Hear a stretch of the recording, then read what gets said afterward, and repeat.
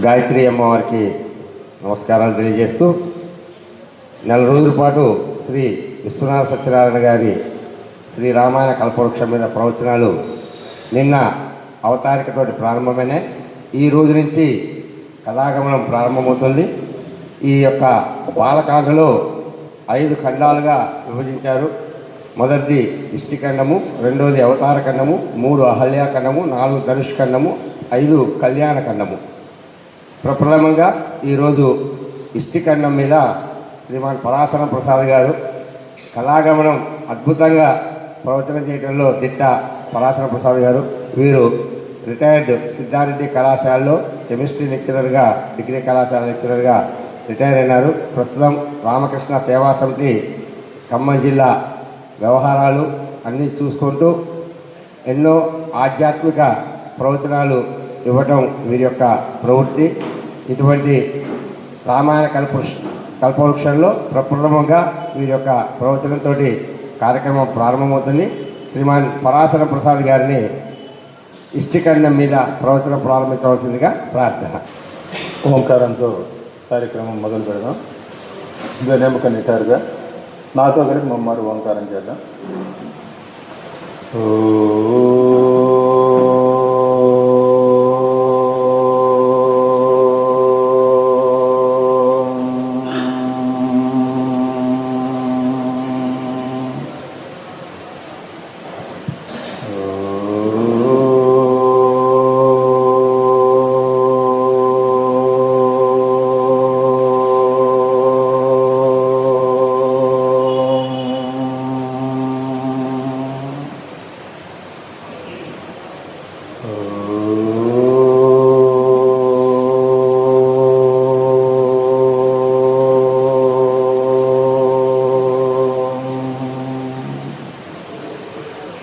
ఓంకారబిందు సంయుక్తం నిత్యం ధ్యాయంతి యోగినః కామదం మోక్షదం చైవ ఓంకారాయ నమో నమః.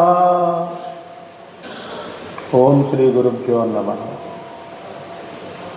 శుక్లాంబరధరం విష్ణుం శశివర్ణం చతుర్భుజం ప్రసన్నవదనం ధ్యాయేత్ సర్వవిఘ్నోపశాంతయే.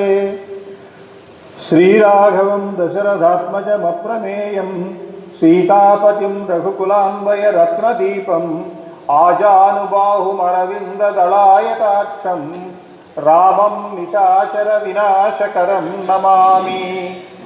ఆంజనేయమతిపాటలాలనం కాంచనాద్రికమనీయ విగ్రహం పారిజాతతరుమూలవాసినం భావయామి పవమాననందనం. యత్ర యత్ర రఘునాథ కీర్తనం తత్ర తత్ర కృతమస్తకాంజలిం బాష్పవారి పరిపూర్ణలోచనం మారుతిం నమత రాక్షసాంతకం. ఓం శ్రీ శారదాదేవ్యై నమః. ఓం స్థాపకాయ చ ధర్మస్య సర్వధర్మస్వరూపిణే అవతార వరిష్ఠాయ రామకృష్ణాయ తే నమః. జననీం శారదాం దేవీం రామకృష్ణం జగద్గురుం పాదపద్మే తయో శ్రిత్వా ప్రణమామి ముహుర్ముహుర్. నమః శ్రీ యతిరాజాయ వివేకానందసూరయే సచ్చిత్సుఖస్వరూపాయ స్వామినే తాపహారిణే. సభకు ఇచ్చేసిన పెద్దలు కోన రామాచార్య గారు, లక్ష్మీనారాయణ గారు, దాస్ గారు, ప్రసాద్ బాబు గారు మొదలైన పెద్దలందరికీ కూడాను నమస్కారం. అందరికీ కూడాను శిరసా ప్రణామాలు అర్పిస్తూ సభకి ఈనాటి కార్యక్రమం మొదలు పెట్టుకున్నాము. ఇష్టిఖండంలో కథాకథనం మొదలు పెట్టే ముందు ఒక చిన్న ఉపక్రమణిక చెప్పి ఇష్టిఖండంలోకి వెళ్దాం. ఇష్టిఖండం మొదలుపెట్టేటప్పుడే ఆయన ఆ విశ్వనాథుణ్ణి స్తుతిస్తూ శ్రీ నందమూరు నిలయ ప్రాణాంతర్దీపిక కృపాపరతంత్ర నానా నిగమ శిఖోగ్ర జ్ఞానాకృతి భక్తజనవశ విశ్వేశ అంటూ విశ్వనాథ వారు ఆ విశ్వేశ్వరుణ్ణి ప్రార్థించారు. ఆ ప్రార్థనతోనే ఇష్టిఖండం మొదలు పెడదాము.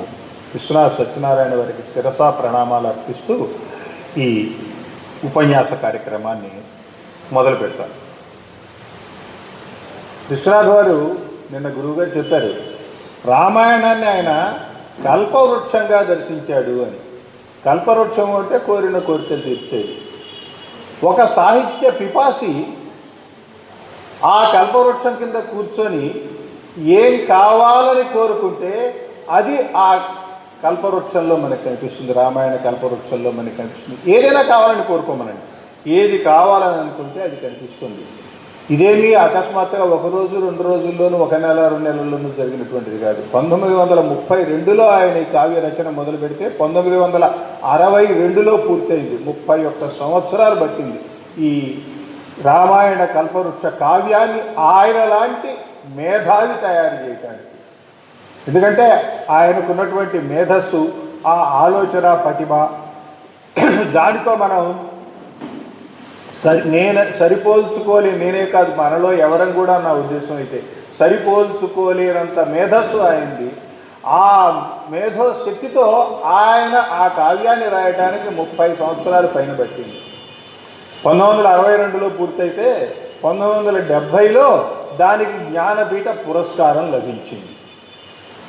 నేను ఆ పురస్కారాలు చెప్పేటప్పుడు గురువుగారు ఆ మాట చెప్పారు. 1970లో జ్ఞానపీఠ పురస్కారం లభించింది. అంత పటిష్టంగా ఒక కావ్యాన్ని నిర్మాణం చేయటానికి ఆయన ఎంత కృషి చేసి ఉంటాడు అనేది చూస్తే ఈ కావ్యాన్ని చదువుతుంటే మనకి అర్థం అవుతుందండి.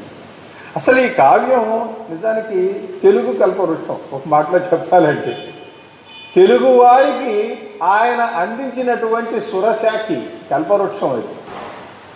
ఆ కల్ప తరువు కింద మనకి కనపడేటువంటి అంశాలు ఎన్ని అని చూసుకుంటే అందులో తెలుగు పలుకుబడులు, మనం మాట్లాడుకునేటువంటి మాటల్లో ఏవైతే ఉపయోగిస్తాం అవన్నీ అందులో కనపడతాయి.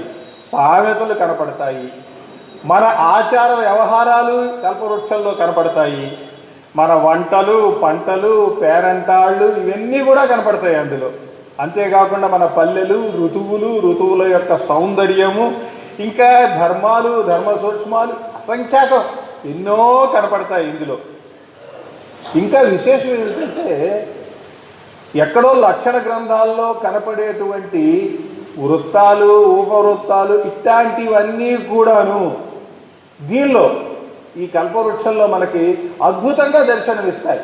అంటే మనం లక్షణ గ్రంథం దగ్గరికే పోకుండా ఏదో లక్షణ గ్రంథం కల్పవృక్షంలో తిరగేస్తే కొత్తవి ఎన్నైనా సరే మన కంటికి కనపడే అవకాశం ఉన్నది. అంటే వాటన్నిటినీ ఊరికి ఆయన ఏదో సందర్భంలో రాయలేదండి.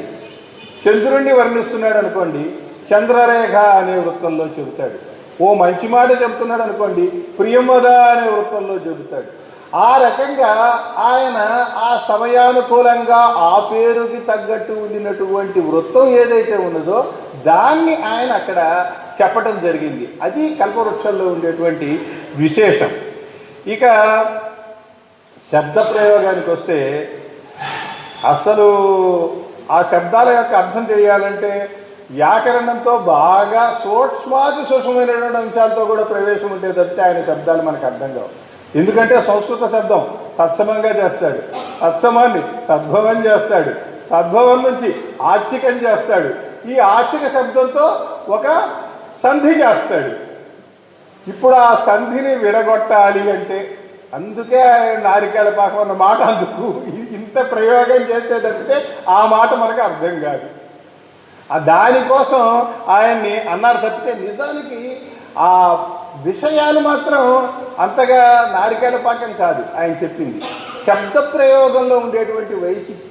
ఎందుకంటే ఆయన వ్యవహారికంగా నేను చెబుతున్నాను అన్నాడు.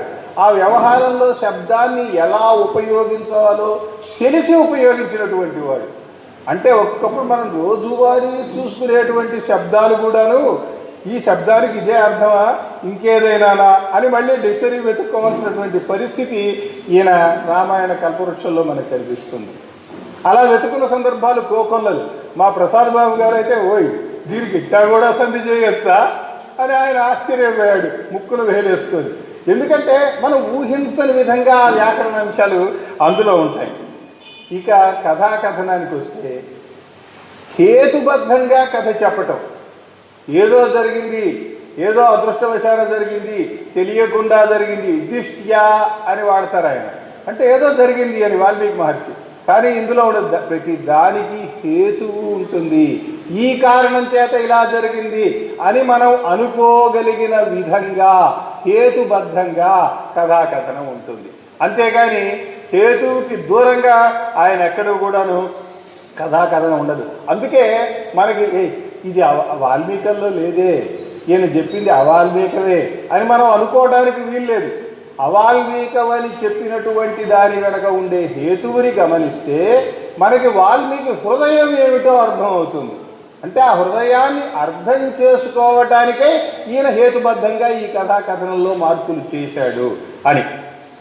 ఇక ఇందులో ఉండేటువంటి పాత్రల మనోభావాలు, ఒక రాముడు కావచ్చు, ఒక దశరథుడు కావచ్చు, ఒక కైక కావచ్చు, ఒక శబరి కావచ్చు, ఓ ఋష్యశృంగుడు కావచ్చు, ఇక్కడ ఉండేటువంటి ఏ పాత్ర అయినా తీసుకోండి, ఆ పాత్రల మనోభావాలు అంతరాంతరాల్లో వాల్మీకి ఆ పాత్ర ఎలా ఉండాలని కోరుకున్నాడో దాని నుంచి ఏమాత్రం పక్కకి తొలగకుండా పాత్ర అదే.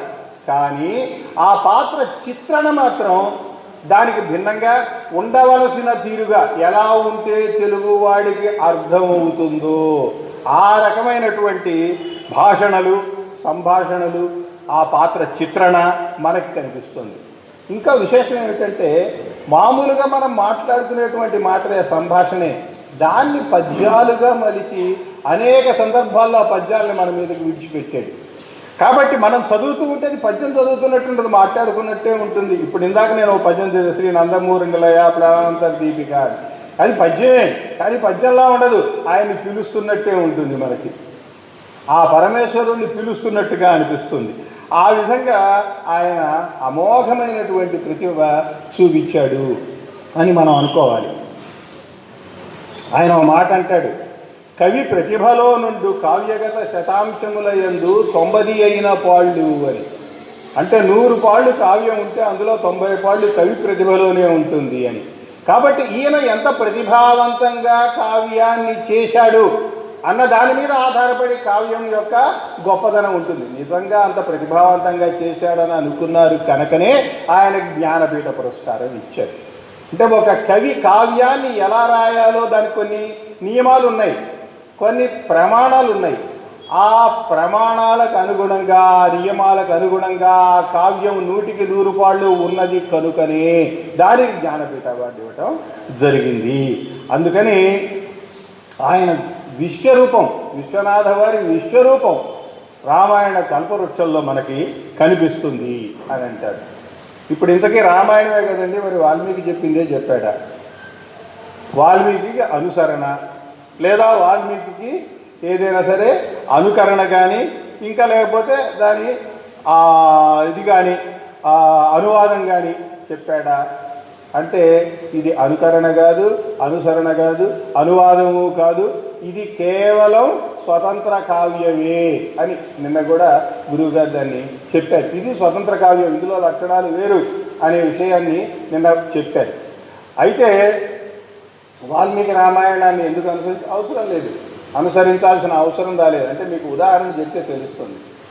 వాల్మీకి తపస్వాధ్యాయ నిరతం తపస్వి వాగ్విదామరం నారదం పరిపత్యా వాల్మీకి ముని పొంగవ అని మొదలెట్టాడు. అంటే ఈయన తెలుగులో రాయాల్సి వస్తే నారదుని వాల్మీకి మహర్షి అడిగాడు అని మొదలు పెట్టాలి, అంతే కదండి. కానీ ఈయన దేంతో మొదలు పెట్టాడంటే ఆత్మ యొక్క నిత్యత్వంతో మొదలుపెట్టాడు. అసలు దానికి దీనికి సంబంధం లేదు. వాల్మీకి మహర్షి నారదుని అడిగినటువంటి ప్రశ్నకి ఇక్కడ సంబంధమే లేదు. ఆత్మ యొక్క నిత్యత్వ ప్రతిపాదన అందాం. అంటే ఇది ఆత్మ నిత్యము అనేటువంటి విషయాన్ని ప్రతిపాదించటంతో ఆత్మ నిత్యంబు కాళాద్యవచ్ఛిన్నంబు సచ్చిదానంద సంపచ్చయంబు అద్వితీయము ఏకము అపరిమాణాను ప్రాప్తము అపరిమేయము, అది అచ్చ తెలివి, అచ్చమైన జ్ఞానం అంటే అదండి అని. ఆత్మజ్ఞానమే అచ్చమైన జ్ఞానం, అచ్చ తెలివి అంటాడు. అంటే ఆత్మ యొక్క నిత్యత్వాన్ని ఈయన ముందు ప్రతిపాదించడం మొదలుపెట్టాడు. ఆత్మ నిత్యము ఏమంటే రామాయణానికి ఆత్మ నిత్యానికి ఏమిటి సంబంధము, నిత్యత్వాన్ని ఎందుకు చెప్పాల్సి వచ్చింది అంటే ఆ తర్వాత చెప్తాడు. ఎందుకంటే ఆత్మజ్ఞానం కలిగినటువంటి వాడు భగవంతుడి యొక్క దగ్గరితనాన్ని అనుభూతి చెందటానికి ఎప్పుడూ కూడాను ఆయన ప్రయత్నం చేస్తాడు. ఈయన ఆత్మజ్ఞానం కలిగినటువంటి వాడు, తండ్రి యొక్క మాటని జవదాటని వాడు. కాబట్టి తండ్రి మాట, జీవుని వేదన అంటే ఆత్మ యొక్క వేదన, ఈ రెండిటినీ కూడాను ప్రేరణలుగా తీసుకొని కావ్యాన్ని రచించాడు అని నిన్న గురువుగారు చదివారు. వ్రాసిన రామచంద్రు కథ రాసిటినంత అనిపించుకో, వృధాయాసముగాక కట్టుకథలు ఐహికమా పరమాయటంచు, తా చేసిన తండ్రి ఆజ్ఞయును జీవుని వేదన రెండు ఏకమై నా సకలోహ వైభవ సనాథము నాథకథం రచించదన్ అని ఆయన రాసినటువంటి పద్యం ఇది. నిన్న గురువుగారు చెప్పారు.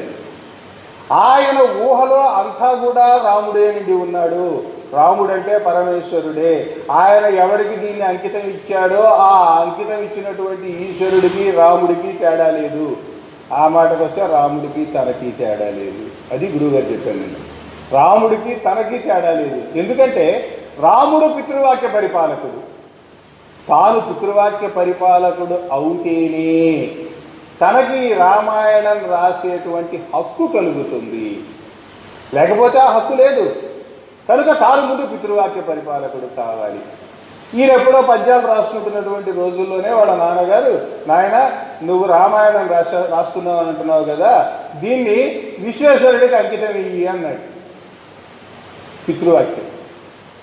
ఈయన ఏం చేశాడు? ఆ తర్వాత ముత్యాల జమీందారు గారు ఈ రామాయణాన్ని అంకిత ఆయనకి ఇస్తే బాగుంటుందని ఎవరితోనో చెప్పించాడు. ఆయన డైరెక్ట్గా అడగడు కదా, ఎవరితోనో చెప్పించాడు.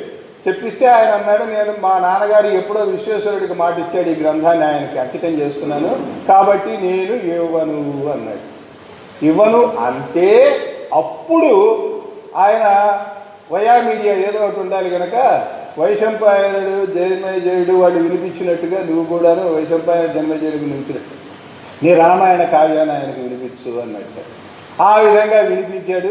వినిపించినందుకు ఆయన ఏదో ఒక 7 ఖండములు ఆయన అచ్చు వేయించాడు ఆ రోజుల్లో. అదే గొప్ప విషయం. అంటే తండ్రి మాట జవదాటలేదు.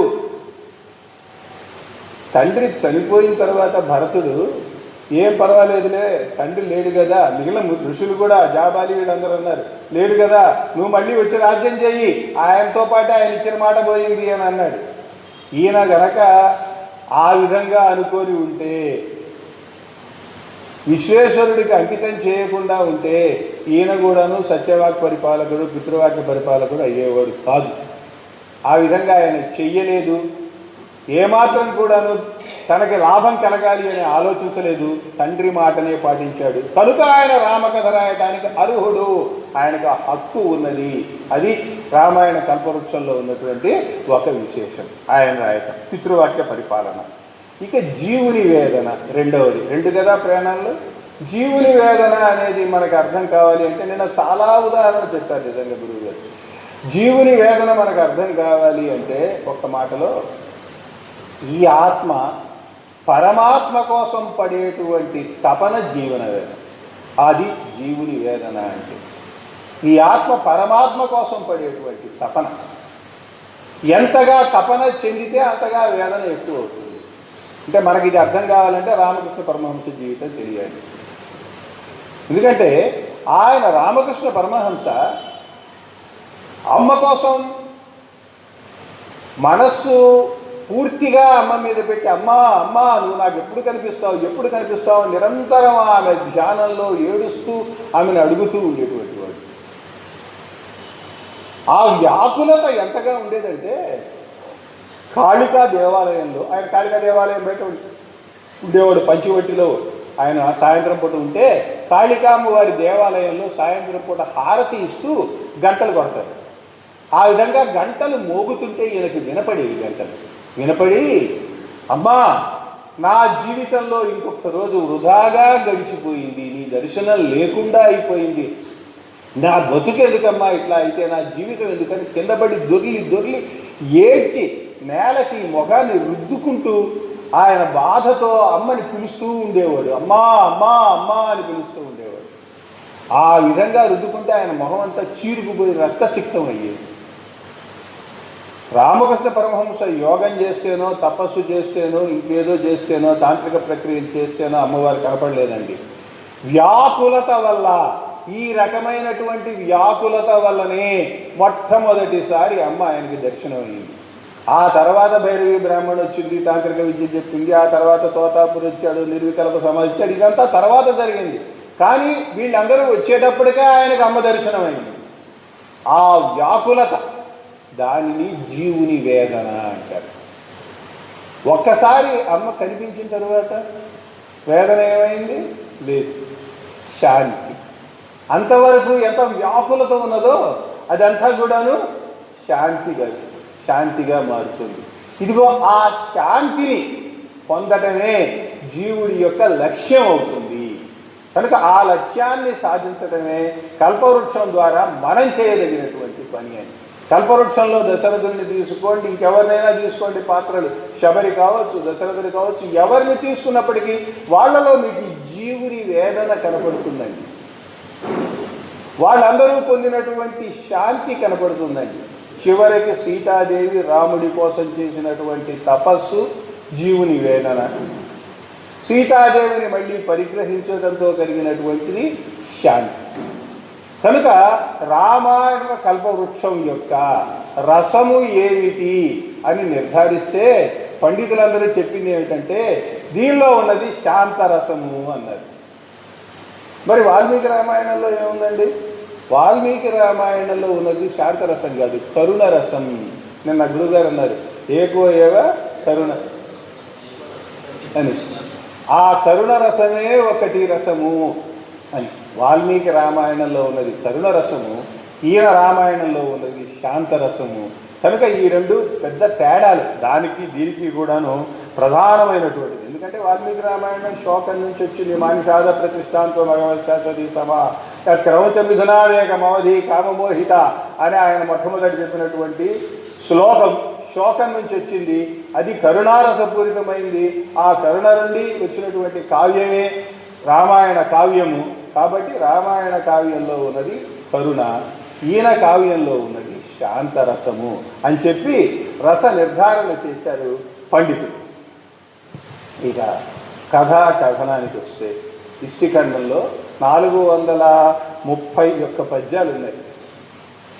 ఈ 431 పద్యాల్లో ఉండేటువంటి కథ ఒక గంటన్నరలో నేను చెప్పేస్తాను.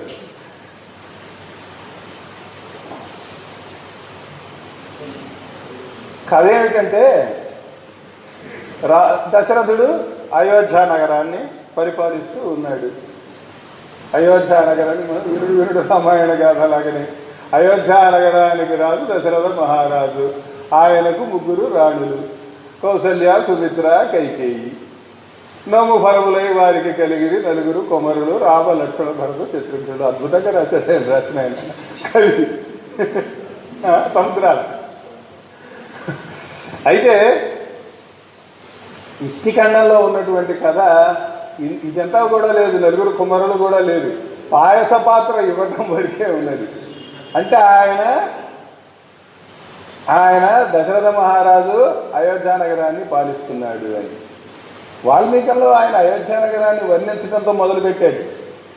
కానీ ఈయన అయోధ్య నగర వర్ణనతో మొదలు పెట్టలే. ఈయన మొదలుపెట్టింది ఏమిటంటే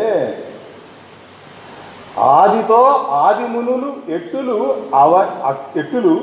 అవనితోడ ఆది నృపులు ఐకకాలితులై చరిత్రు అని.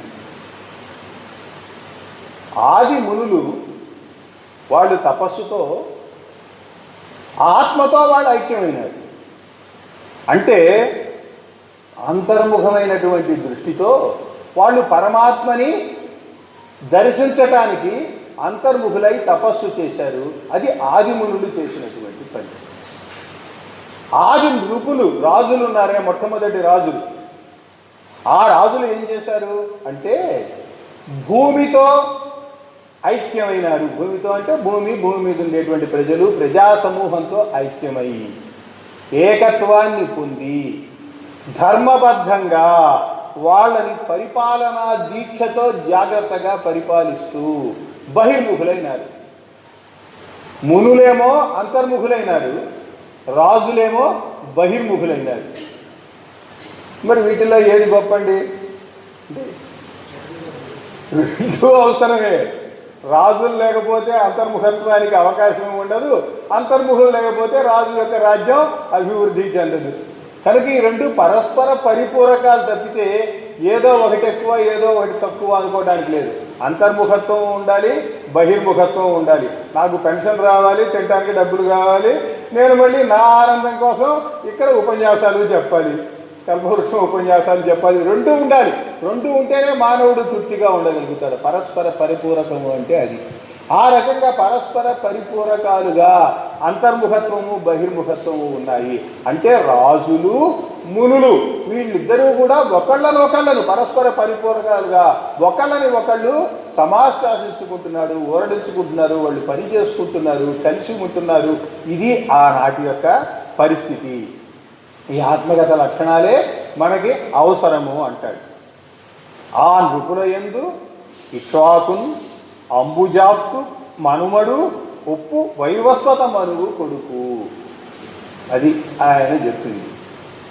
ఇక్ష్వాకు ఒకడున్నాడు అని. ఇక్ష్వాకుడు ఎవరయ్యా అంటే అంబుజాప్తు మనమడు, సూర్యుడి యొక్క మనుమడు.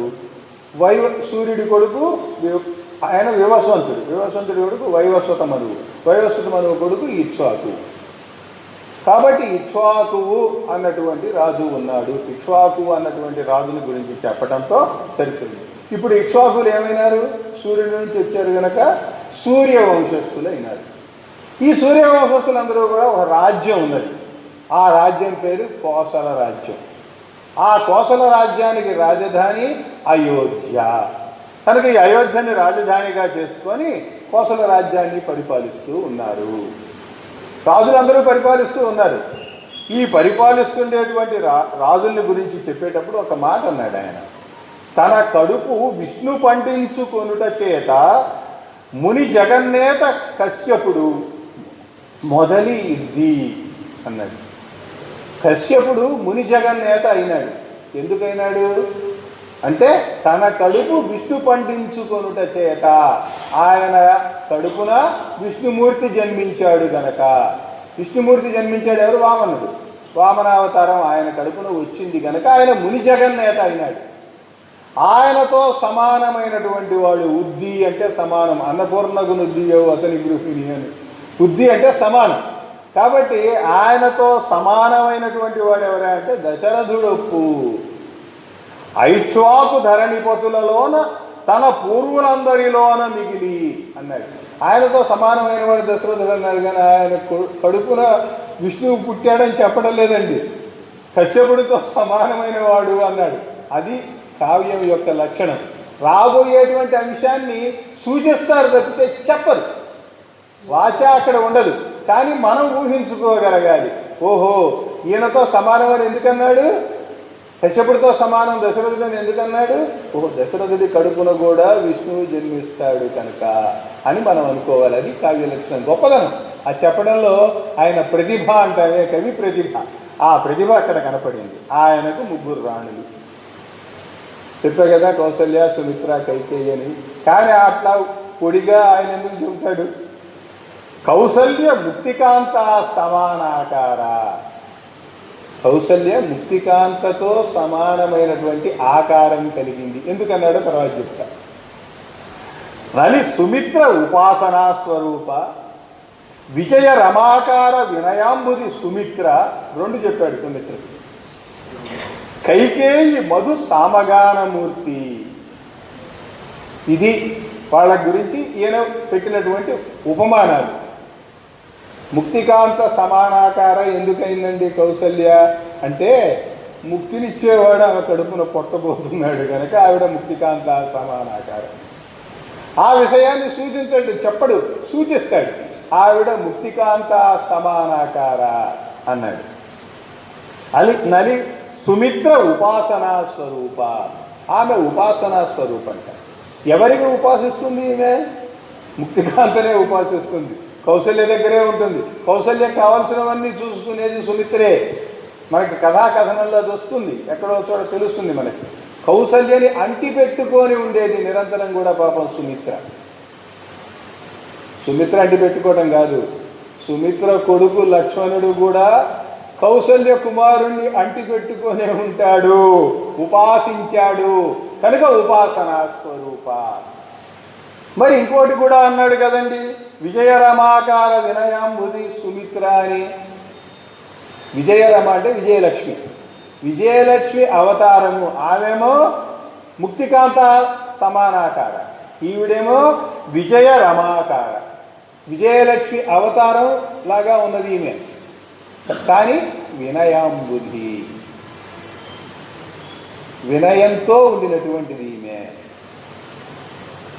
ఎందుకని ఈ మాట చెప్పాడు అంటే, శత్రుఘ్నుడు శత్రువుల్ని జయించేటువంటి వాడు, విజయాన్ని పొందేటువంటి వాడు.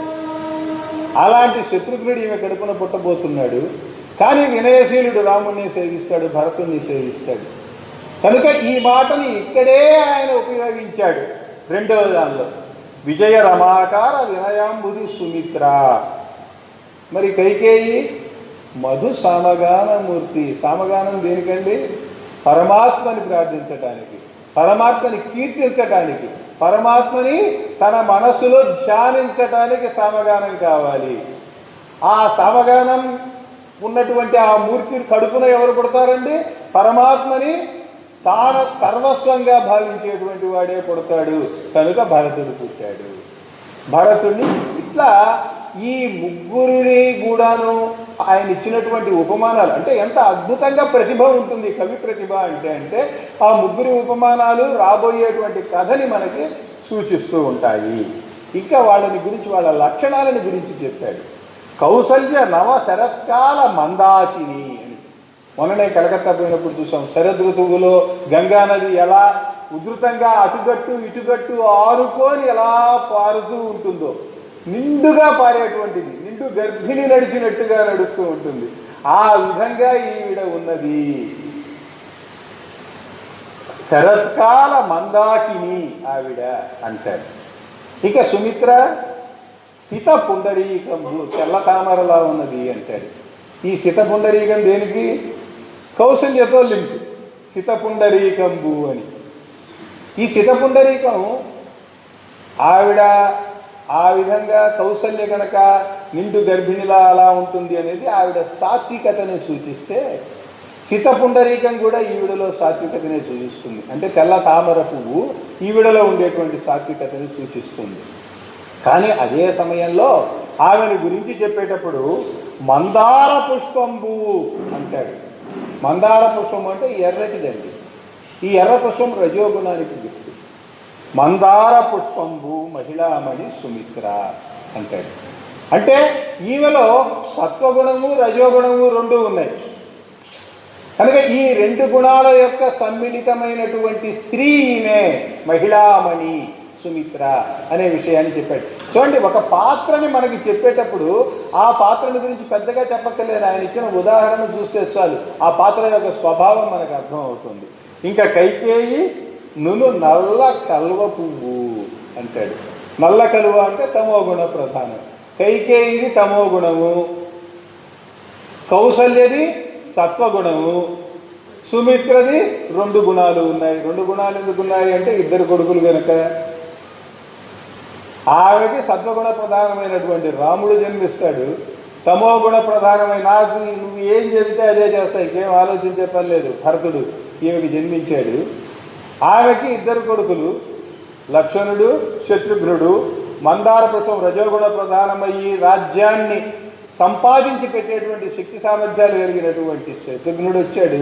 అలాగే సత్వగుణ ప్రధానుడైనటువంటి రాముణ్ణి సేవించుకునేటువంటి లక్షణుడు వచ్చాడు. కనుక ఆ లక్షణాలకి వాళ్ళకి కలగబోయేటువంటి బిడ్డలకి సామ్యాన్ని ఇక్కడ చెప్పాడు. ఇది దశరథుడు న్యాయంగా ధర్మంగా 60,000 సంవత్సరాలు పరిపాలన చేశాడు. ఈ 60,000 సంవత్సరాలు పరిపాలన చేస్తే కూడాను ఆయన దిగులుగా ఉన్నాడట. ఆయనే కాదు, ఆయన రాణులు దిగులుగా ఉన్నారు సార్. ఈయన ఆ రాణివాసానికి వెళ్ళేసరికి వాళ్ళు ఎలా ఉన్నారో చెబుతున్నాడు. సిటధర కాంతి ఉషప్రభల చేరువ చీరగా నల్ల చిర్మగుల్ గతి. పొద్దున్నే సూర్యుడు ఉదయించక ముందు తెల్లటి వెలుగు రేఖలు, కాంతులు ఆకాశంలో కనిపిస్తాయి. ఆ కనిపించేటువంటి ఆ సందర్భంలో ఒక నల్లటి చిన్న మబ్బు ఆకాశంలో వచ్చిందనుకోండి, ఆ కాంతిని అడ్డుకుంటూ ఎలా ఉంటుంది? అబ్బా, ఇంత వెలుగుకి ఈ అడ్డం ఏమిటి అనిపిస్తుంది. అట్లాగే వికసిత స్థితాంబుజ ముఖంబున శైవలవల్లి పోలికన్, వికసించినటువంటి తెల్ల తామర ఉన్నది. ఆ తామరకి ఇంత నాచు అంచుకున్నది. తెల్లగా తామర చాలా బాగుంది అనుకునే లోపల ఈ నాచు మనకు కనిపిస్తుంది. సాధారణంగా ఇలాంటివి చెప్పాల్సి వచ్చినప్పుడు చంద్రుల్లో ఉండే మచ్చ చెబుతారు కవులందరూ కూడా. ఈయన దాన్ని తీసుకోలే చెప్పి సతుల మొగంబులందొక విషాదపు రేఖగాంచి అని. ఆ విధంగా ఆ నల్ల మబ్బు ఎలా ఉన్నదో, నాచు ఎలా ఉన్నదో, ఆ రకంగా వీళ్ళ ముఖాల్లో కూడా, వెలుగుతున్న ముఖాలే, వాటికి కూడాను ఒక విషాదపు రేఖ ఉన్నదట.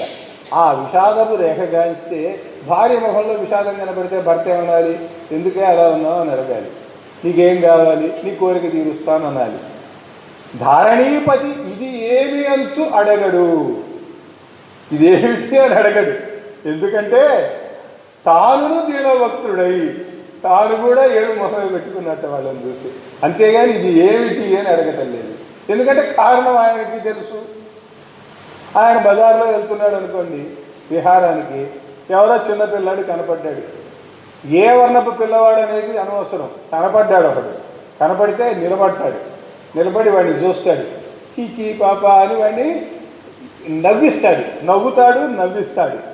ఆ తర్వాత అక్కడ ఏదైనా తినుబండారం ఉంటే తెచ్చి ఆ పిల్లవాడికి తినుబండారం ఇచ్చి ఎత్తుకొని వాడిని సమాశ్వాసించి ఓడించి నెత్తినెట్టుకొని ఆ కసేపు ఎత్తుకొని దించి అంతటా పుచ్చుని దీర్ఘ నిశ్వాసము, ఒక దీర్ఘ నిశ్వాసాన్ని విడుస్తాట. అది ప్రేమ.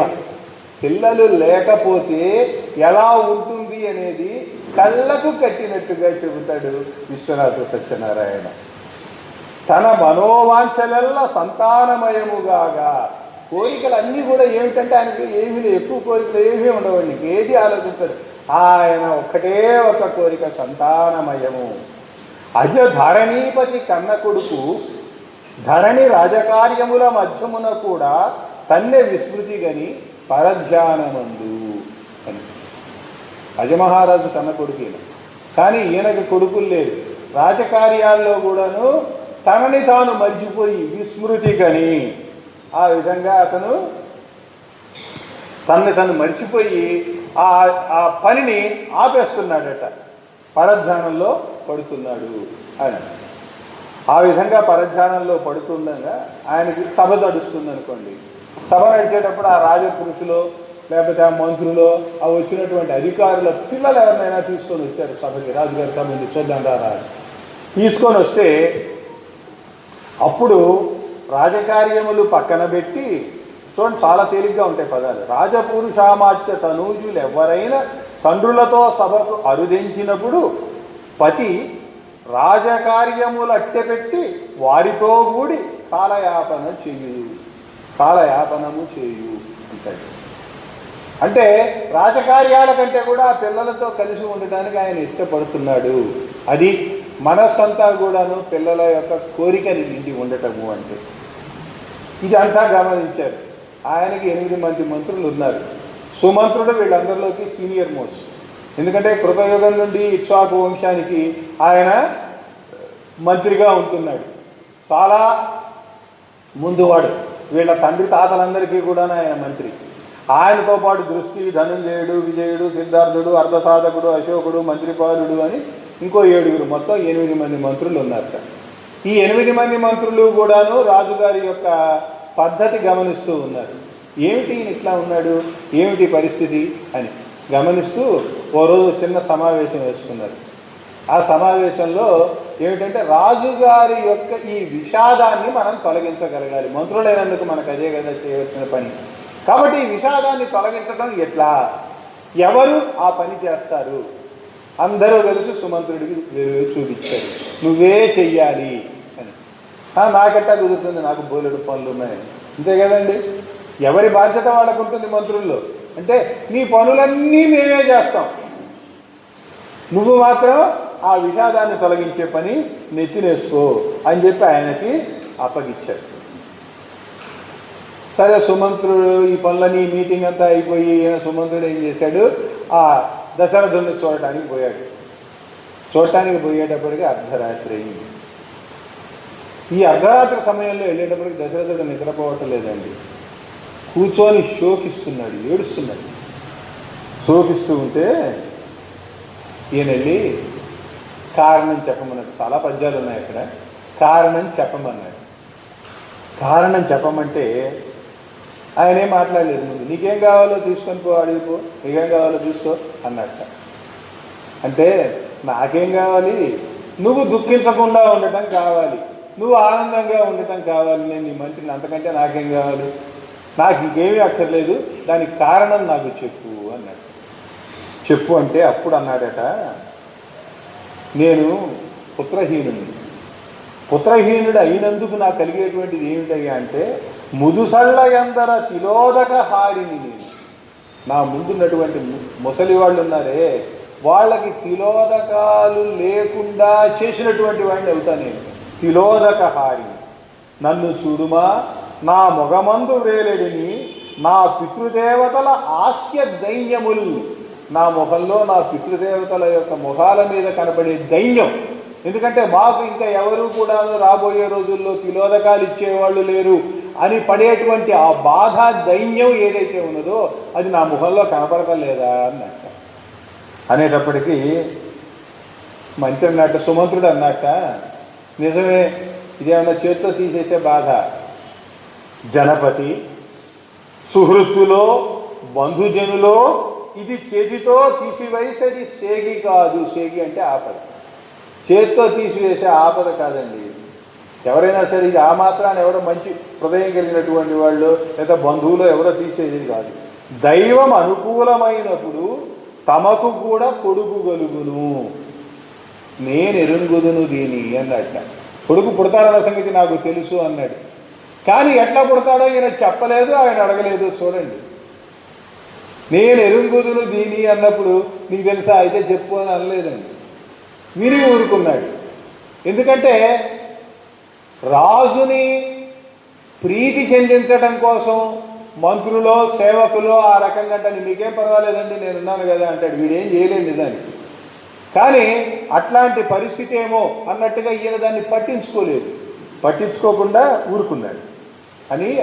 అప్పుడు ఈయన ఇంకొక మాట కూడా అన్నట్ట, మీది సూర్యవంశం, సూర్యమండలాంతర్వర్తి అయినటువంటి నారాయణుడు ఉన్నాడు.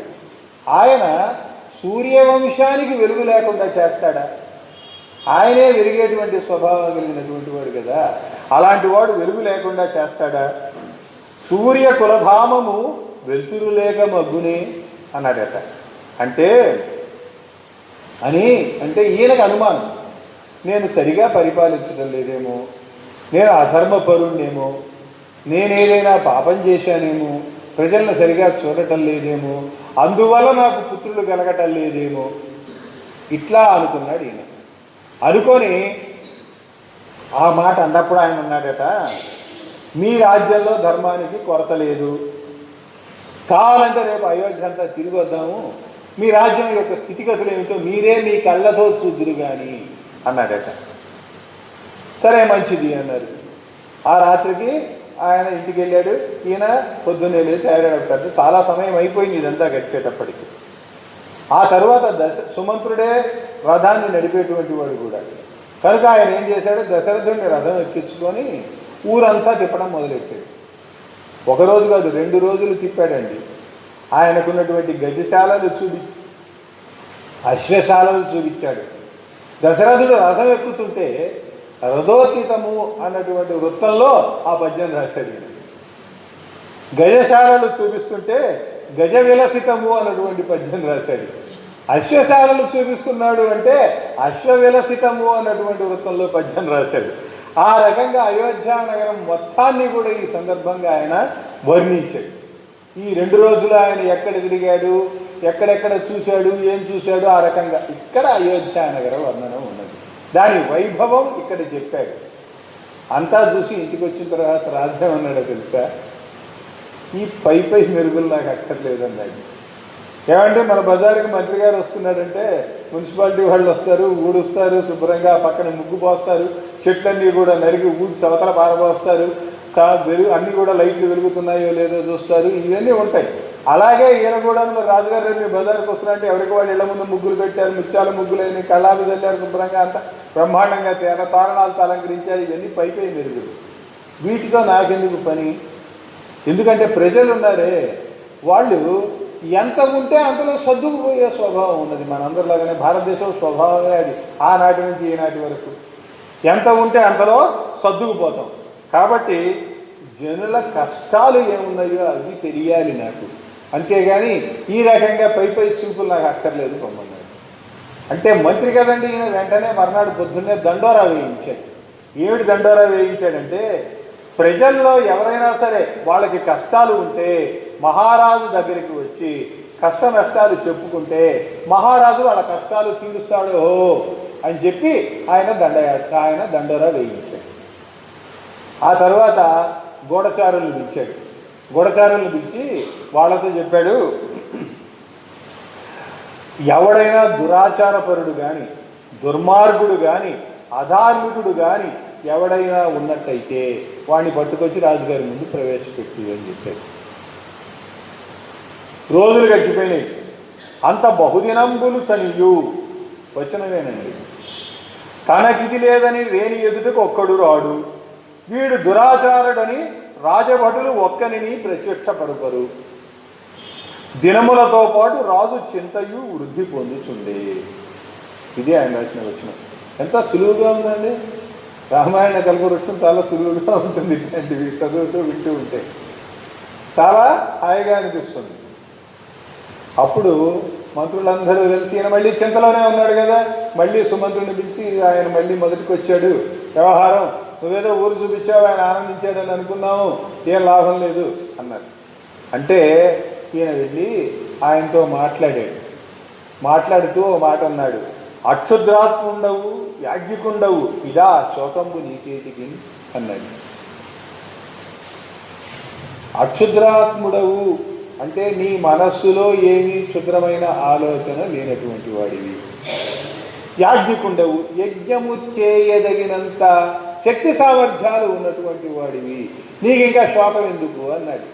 యాదృచ్ఛికంగా వచ్చిన మాటే కావచ్చు, కానీ యాజ్ఞికుండవు అనగానే ఆయన మనస్సులో ఒక మెరుపు మెరిసిందండి. మనస్సులో వెలిసినటువంటి ఆ మెరుపు ఎంత వేగంగా అంటే, ఒక్కసారి ఆ ఆసనం మీద నుంచి లేచాడు. లేచి నిలబడి, ఇంకా ఇక్కడే నిల్చున్నాయంటే మంత్రుల్ని పిలువు, మహర్షుల్ని పిలువు, వశిష్ఠుడిని, వామదేవుని, వాళ్ళందరినీ, మహర్షులందరినీ రమ్మని చెప్పు, నా శంకలు పోయి రేణికిని సంతతి కలుగు భయంబు లేది కన్ అన్నాడట. ఒక్కసారి దిగ్గున లేచి తను కూర్చున్నటువంటి ఆసనం మీద నుంచి. అంటే ఆ వేగం ఆయన యొక్క మనసులో కలిగినటువంటి దీన్ని సూచిస్తుంది. ఆ వేగంగా అంటే సరేనని చెప్పి ఈయన వెళ్ళాడు. వెళ్ళగానే ఈయన అంతఃపురంలోకి వెళ్ళాడు. అంతఃపురంలో కౌసల్యాదేవి గల్లంబు హల్లకపాణి నూరి భాస్కంబులురల కూర్చొని ఉన్నది అని. చెంపండి గల్లము. ఈ చెంప మీద చేయి పెట్టిట్లా కళ్ళల్లో నీళ్లు కారుతూ ఉండగా కూర్చొని ఉన్నది. ఈయన వెళ్ళి ఆమె భుజాలు పట్టుకొని పైకి లేవదీశాక కళ్ళల్లో కళ్ళు పెట్టి చూస్తూ, క్రీడ హయమేధమన్న నాగేటి కొర్రులాగి పాపంపు పెట్ట పొలాలు దున్ని దివిజ తర్పణమన్న బోధియలు తవ్వి మంచి సుతులను చాలి పండించి వైతూ అన్నాడు. ఒక పంట పండాలి అంటే భూమి కావాలి, ఆ భూమిని దున్నడానికి నాగలి కావాలి, నాగలి కర్రు కావాలి. ఆ దున్నినటువంటి భూమిలో ఆ బోదెలు తవ్వి నీళ్లు పారేటట్టు చేయాలి. ఇక్కడ రాజు అశ్వమేధయాగము అనేటువంటి నాగేటి కొర్రు పట్టుకొని, నేను నా పాపం అన్నటువంటి పొలాలు ఉన్నాయే, బెట్ట పొలాలు, వాటన్నిటిని దున్ని, బెట్ట పొలాల్లో పంట పండదు, కానీ ఈయన పండిస్తాడు. ఎట్లా పండిస్తాడట? దివిజ తర్పణము. వాళ్ళకి ఆ దేవతలకి తర్పణము అనేటువంటిది చేసి, ఆ తర్పణం ద్వారా హవిస్సులు అందించి, తర్పణాలు చేసి, దాని ద్వారా ఆ రకమైనటువంటి నీళ్లు పారించి, అంటే పవిత్రమైనటువంటి నీరు కదండి, ఆ పవిత్రమైనటువంటి నీటిని పారించి నేను సుతులనేటువంటి పంట పండిస్తాను అన్నాడు. ఈ లోపల సభాభవనంలో మంత్రులు అందరూ వచ్చారు. ఈయన అక్కడికి వచ్చాడు. మంత్రులు వచ్చారు. వశిష్ఠుడు, వామదేవుడు, జాబాలి, సుయజ్ఞుడు, కాశ్యపుడు, వీళ్ళందరూ మహర్షులంతా వచ్చారు. దశరథుడు వాళ్ళతో చెప్పాడు, నేను పుత్రార్థము హయమేధం అనరించు, అశ్వమేధం చేద్దాం అనుకుంటున్నాను పుత్రుల కొరకు అని. మీరందరూ కూడాను యోగనిష్ఠులు. మీ వల్లనే మీరు స్తంభాలుగా నిలబడి ఈ మొత్తం భూమండలాన్ని, భూభారాన్ని మీరు మోస్తున్నారు. మీ ఆజ్ఞ కాదని బ్రహ్మ కూడా ఇక్కడ కాలు పెట్టలేదు. కాబట్టి దయతో, దయప్రసార రేఖాకృతి చూడుడి క్రతువు శాంతము చేయుడి ఆప్తబంధులై. ఆప్తబంధులు అంటే ఆప్తబంధువులు. ఆప్తబంధువులై మీరందరూ కూడా ఉన్న ఈ అశ్వమేధ యాగాన్ని పూర్తి చేయండి అని వాళ్ళని వేడుకున్నాడు. వాళ్ళందరినీ కూడాను వేడుకొని ఒక మాట అన్నట్టు, దిలీపునకు నందిని ఇచ్చినట్లుగా వశిష్ఠుడే ఇచ్చింది, ఆ విధంగా నాకు ఈ యజ్ఞఫలం దక్కేటట్టు చేయండి అని అన్నారు. అంటే వాళ్ళు అన్నారు, రాజంత వాడు అడిగాడు, వాళ్ళకి ఆనందమే కనుక వాళ్ళు అన్నారట, మించలేదు ప్రజన్ ఘటించదవు, మించిపోయింది ఏం లేదయ్యా, నీకు కొడుకులు పుడతారు అని. అశ్వమేధం అనేది 1000 పుత్రులతో సమానమైనటువంటి పవిత్రమైనటువంటి కార్యం. అశ్వమేధం అది 1000 పుత్రులు అందించు ఫలమునిచ్చు. అలాంటిది ఒక్క సుతుడు పుట్టడెట్లు, ఒక్క కొడుకు పుట్టడా 1000 మంది పుత్రులు కలిగేంత ఫలితాన్ని ఇచ్చేటువంటిది. కనుక నువ్వు చేసేది చాలా గొప్ప కార్యం, కనుక నీ కార్యం సఫలమవుతుంది అని చెప్పి వాళ్ళందరూ కూడాను తప్పకుండా ఆయనకి ఆ వెన్నుదన్ను ఇచ్చారు. ఈ సందర్భంలోనే వశిష్ఠుడు సమాధిగతుడైనాడు. సమాధి స్థితిలో ఉండి ఆయన దర్శించి ఆయన అంటున్నాడు, ఆ భవిష్య దర్శనం, హవిస్సు స్వీకరించడానికి నారాయణుని నేను పిలుస్తాను, నారాయణుడు వస్తాడు, ఆపై నీ అదృష్టము కౌశల్య సుకృతము, వీటి వల్ల మీకు పుత్రుడు కలుగుతాడు అన్నట్టు. సుకృతం దశరథుడి కాదు, సుకృతం కౌశల్యది. అదృష్టం ఉండటం ఎవరిది? దశరథుడి. కనుక ఈయనకి అదృష్టం కలిసి వచ్చి ఆ సుకృతం పండుతుంది, కొడుకు పుడతాడు. వశిష్ఠుడు ఎంత జాగ్రత్తగా మాట్లాడాడని విశ్వనాథం అని చెప్పారు చూడండి, అంతకంటే ఎక్కువ జాగ్రత్తగా మాట్లాడాడు. ఆ జాగ్రత్త చెప్పడంలో, విషయం చెప్పడంలో అంత అద్భుతమైనటువంటి ఇది ఉంది. విషయం అల్పముగాని యత్నమున అన్నియు సిద్ధము చేయుడి అని చెప్పి రాజు ఆజ్ఞాపించడం మొదలుపెట్టాడు మంత్రులకి. యథాకల్పముగాక శాంతులు కావలే శ్రద్ధ వహింపుడి. వేదాల్లో ఎలా చెప్పాడో కల్పోక్తమైనటువంటి శాంతులన్నీ కూడా మీరు జరిపించాలి, అన్నీ సిద్ధం చేయండి.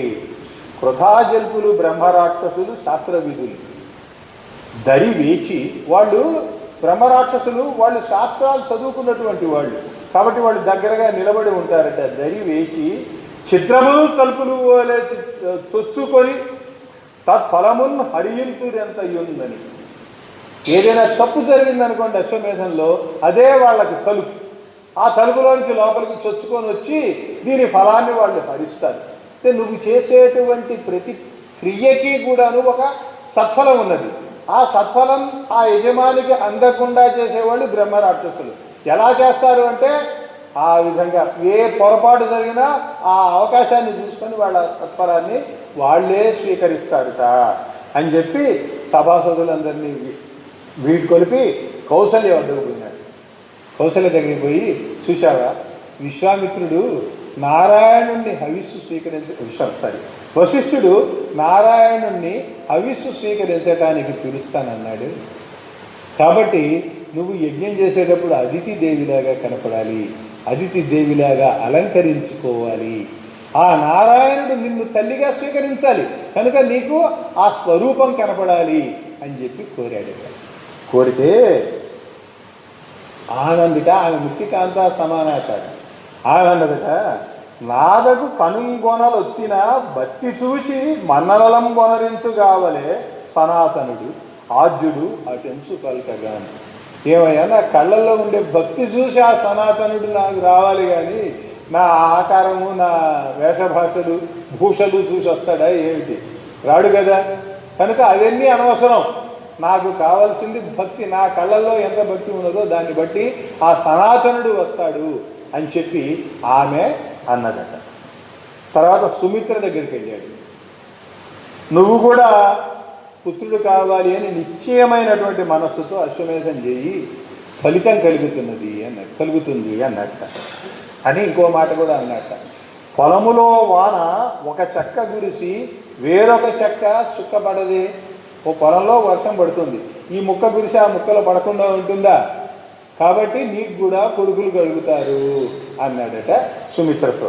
అంటే ఆమె అన్నదట, అక్కకి బిడ్డలు కలిగితే ఒకటి, నాకు బిడ్డలు కలిగితే ఒకటే,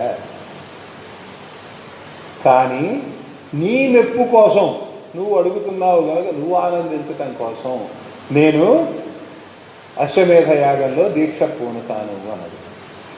కైక దగ్గరికి వెళ్ళాడు. కైక దగ్గరికి వెళ్ళి అశ్వమేధం చేయదలుచుకున్నాను, కాబట్టి నీవును సుతార్థిని అవుతను దీక్ష యొక్కగును అన్నాడట.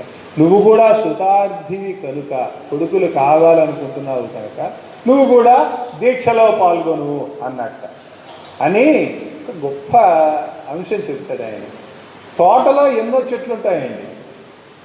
తోటమాలి ప్రతిరోజు కూడా ఈ చెట్టుకు కాయ వచ్చిందా, ఈ చెట్టుకు పువ్వు వచ్చిందా అని ప్రతిరోజు అన్ని చెట్లు చూసుకుంటాడు. ఎందుకనంటే అన్ని చెట్లకి పూలు పండ్లు కలిగితేనే తోటమాలికి తృప్తి కలుగుతుంది. ఎన్ని తరుగులున్నా గాయగా పూట వేసు తోటమాలి, కడుపు నీటి కూడా కాచిన నా గుండె అటమటించుడాగి హర్షముందు అని. నా దుఃఖం పోయి నాకు కూడా ఆనందం కలుగుతుంది, నీకు కూడా కొడుకు పుడితే అని కైకతో చెప్పాడు. కైక కూడా ఒప్పుకుంది. ముగ్గురు రాణులు కూడా యజ్ఞ దీక్షని పొందటానికి స్వీకరించడానికి సిద్ధపడ్డాడు. కొద్ది రోజులు గడిచాయి. మరి యజ్ఞం ఎక్కడ చెయ్యాలి అనే దానికి మునులందరూ కూడాను సరయూ నదికి ఉత్తర తీరంలో ఏర్పాట్లు చేయాలి అని చెప్పారు.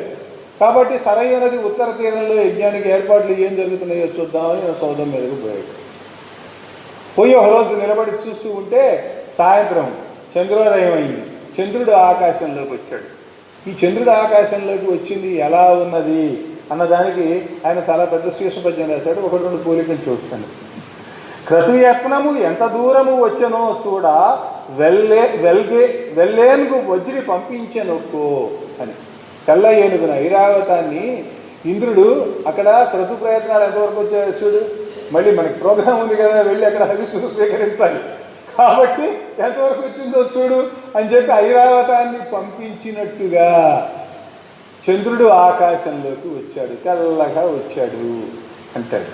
అలాగే యజ్ఞాగతునకు నారాయణునకు ముందగిలి పాంచజన్యము తరలనొక్కో అని. యజ్ఞానికి నారాయణుడు వస్తాడు కదా, కనుక నారాయణుడి కంటే ముందు పాంచజన్యం తెల్లటి శంఖం రావాలి.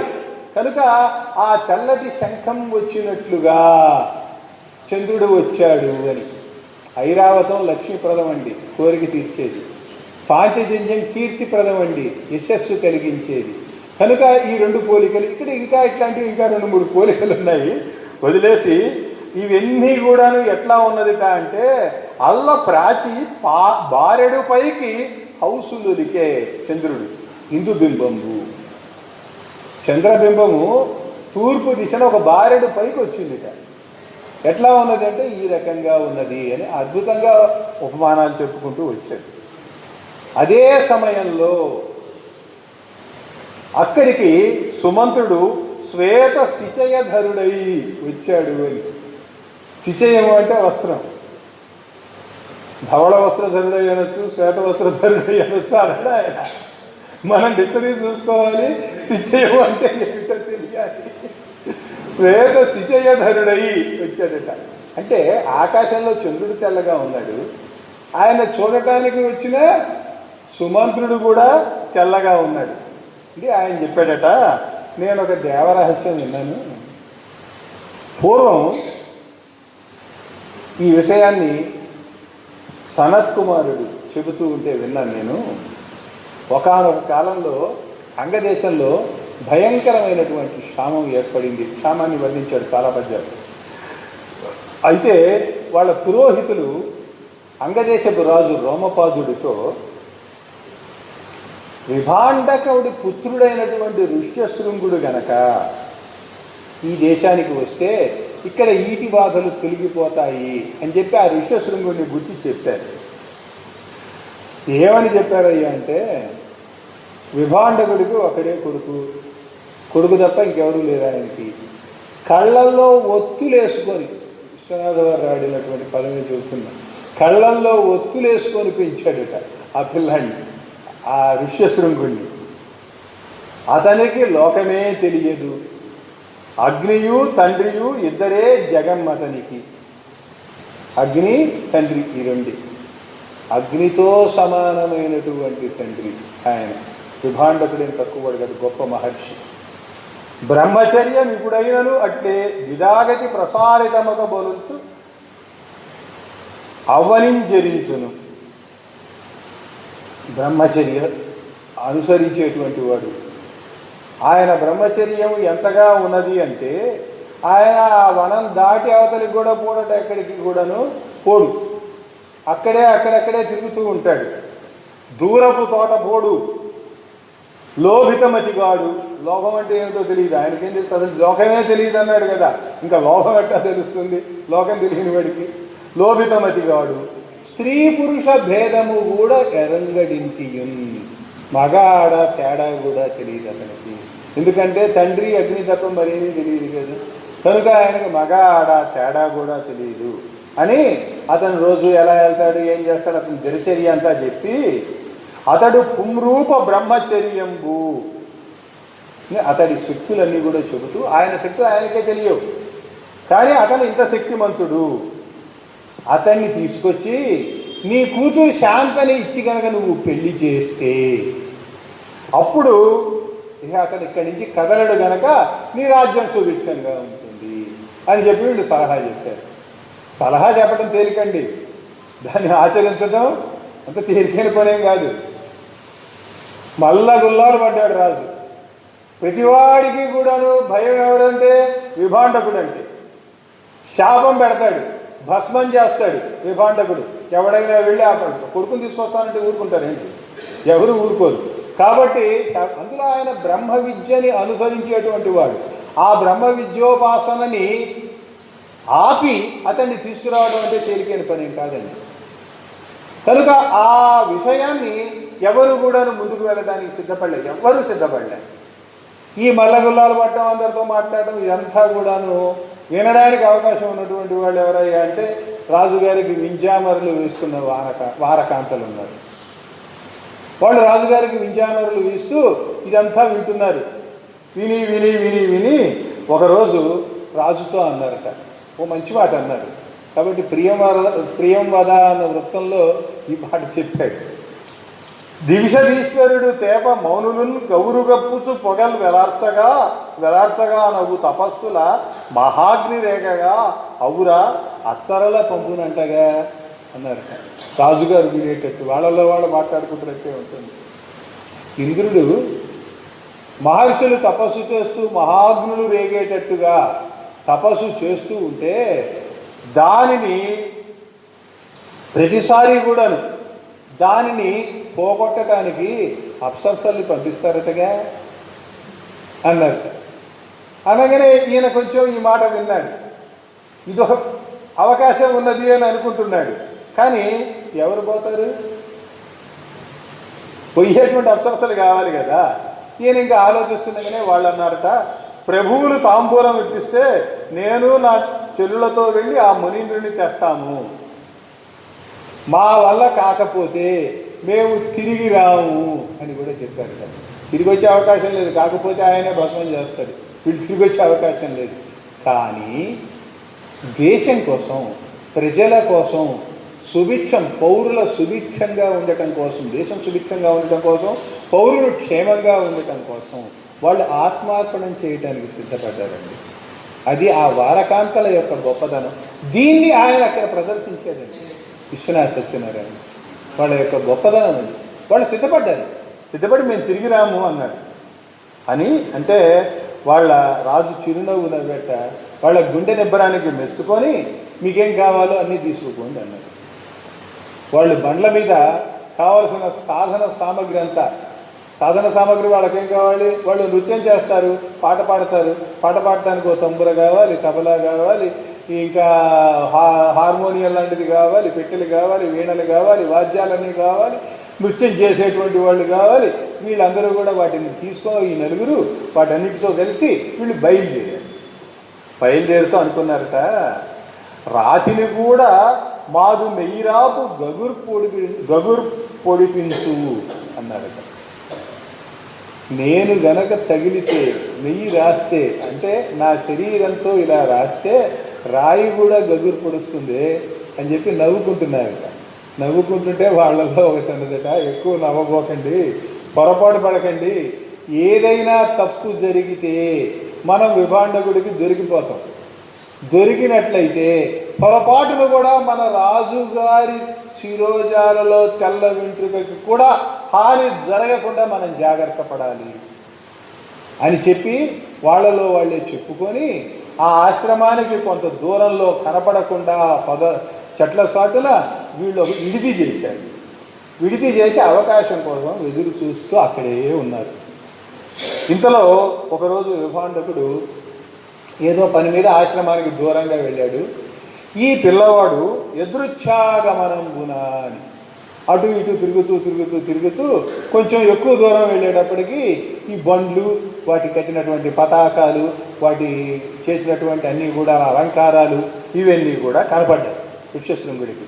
కనపడేసరికి వాటి వైపు చూస్తూ ఉన్నాడు. దూరంగా ఉన్నవాడు ఋష్యశృంగుడు, ఎందుకంటే నెత్తిన కొమ్ము ఉంటుంది, కనపడుతూనే ఉన్నాడుగా. అలాగే ఋష్యశృంగుడు అని అర్థమైపోయి వాడు వెంటనే అదిగో ఋష్యశృంగుడు వస్తున్నాడని చెప్పి వాళ్ళ దగ్గర ఉండేటువంటి సంగీత వాద్యాలు, పరికరాలన్నీ తీసి కామకళతో నిండినటువంటి పాటలు పాడుతూ చక్కగా నృత్యాలు చేస్తూ హావభావాలు ప్రదర్శిస్తూ ఉన్నారు. ఈ హావభావాలు ప్రదర్శిస్తూ ఉంటే ఏమిటో ఇక్కడ వీళ్ళేవో మంత్రాలు చదువుతున్నారు, కొత్తమైన మంత్రాలు చదువుతున్నాడు అనుకున్నాడు ఆయన. ఈ వేరే మంత్రాలు నేను ఎప్పుడూ వినలేదే అనుకొని ఆయన అక్కడికి ఆకర్షించి వచ్చి నిలబడి చూశాడు. విని చూచి కనివేదురు తీరుగా వారి దగ్గరికి వెళ్ళాడట. వెళ్ళి ఏమిటి మీ కుటీరాలు ఎక్కడుంటాయి, ఎట్లా ఉంటాయి ఇవన్నీ అడిగాడు. ఎక్కడుంటాయి, ఎట్లా ఉంటాయి, మీ కుటీరాలు నిజంగా మీరుండేటువంటి వనాలకి చాలా అలంకృతులు అయి ఉంటాయి, ఎందుకంటే మీరు ఇట్లా ఉన్నారు కదా, కాబట్టి మీ నా కనులు చెవులు అర్పితముగా మీరు చేశారు. అంటే కళ్ళు అప్పగించి చూశాను అంటామే, చెవులు అప్పగించి విన్నాము అంటామే, ఆ విధంగా నేను చెవులు అప్పగించి కళ్ళు అప్పగించి ఇప్పటి వరకు మిమ్మల్ని చూశాను, విన్నాను.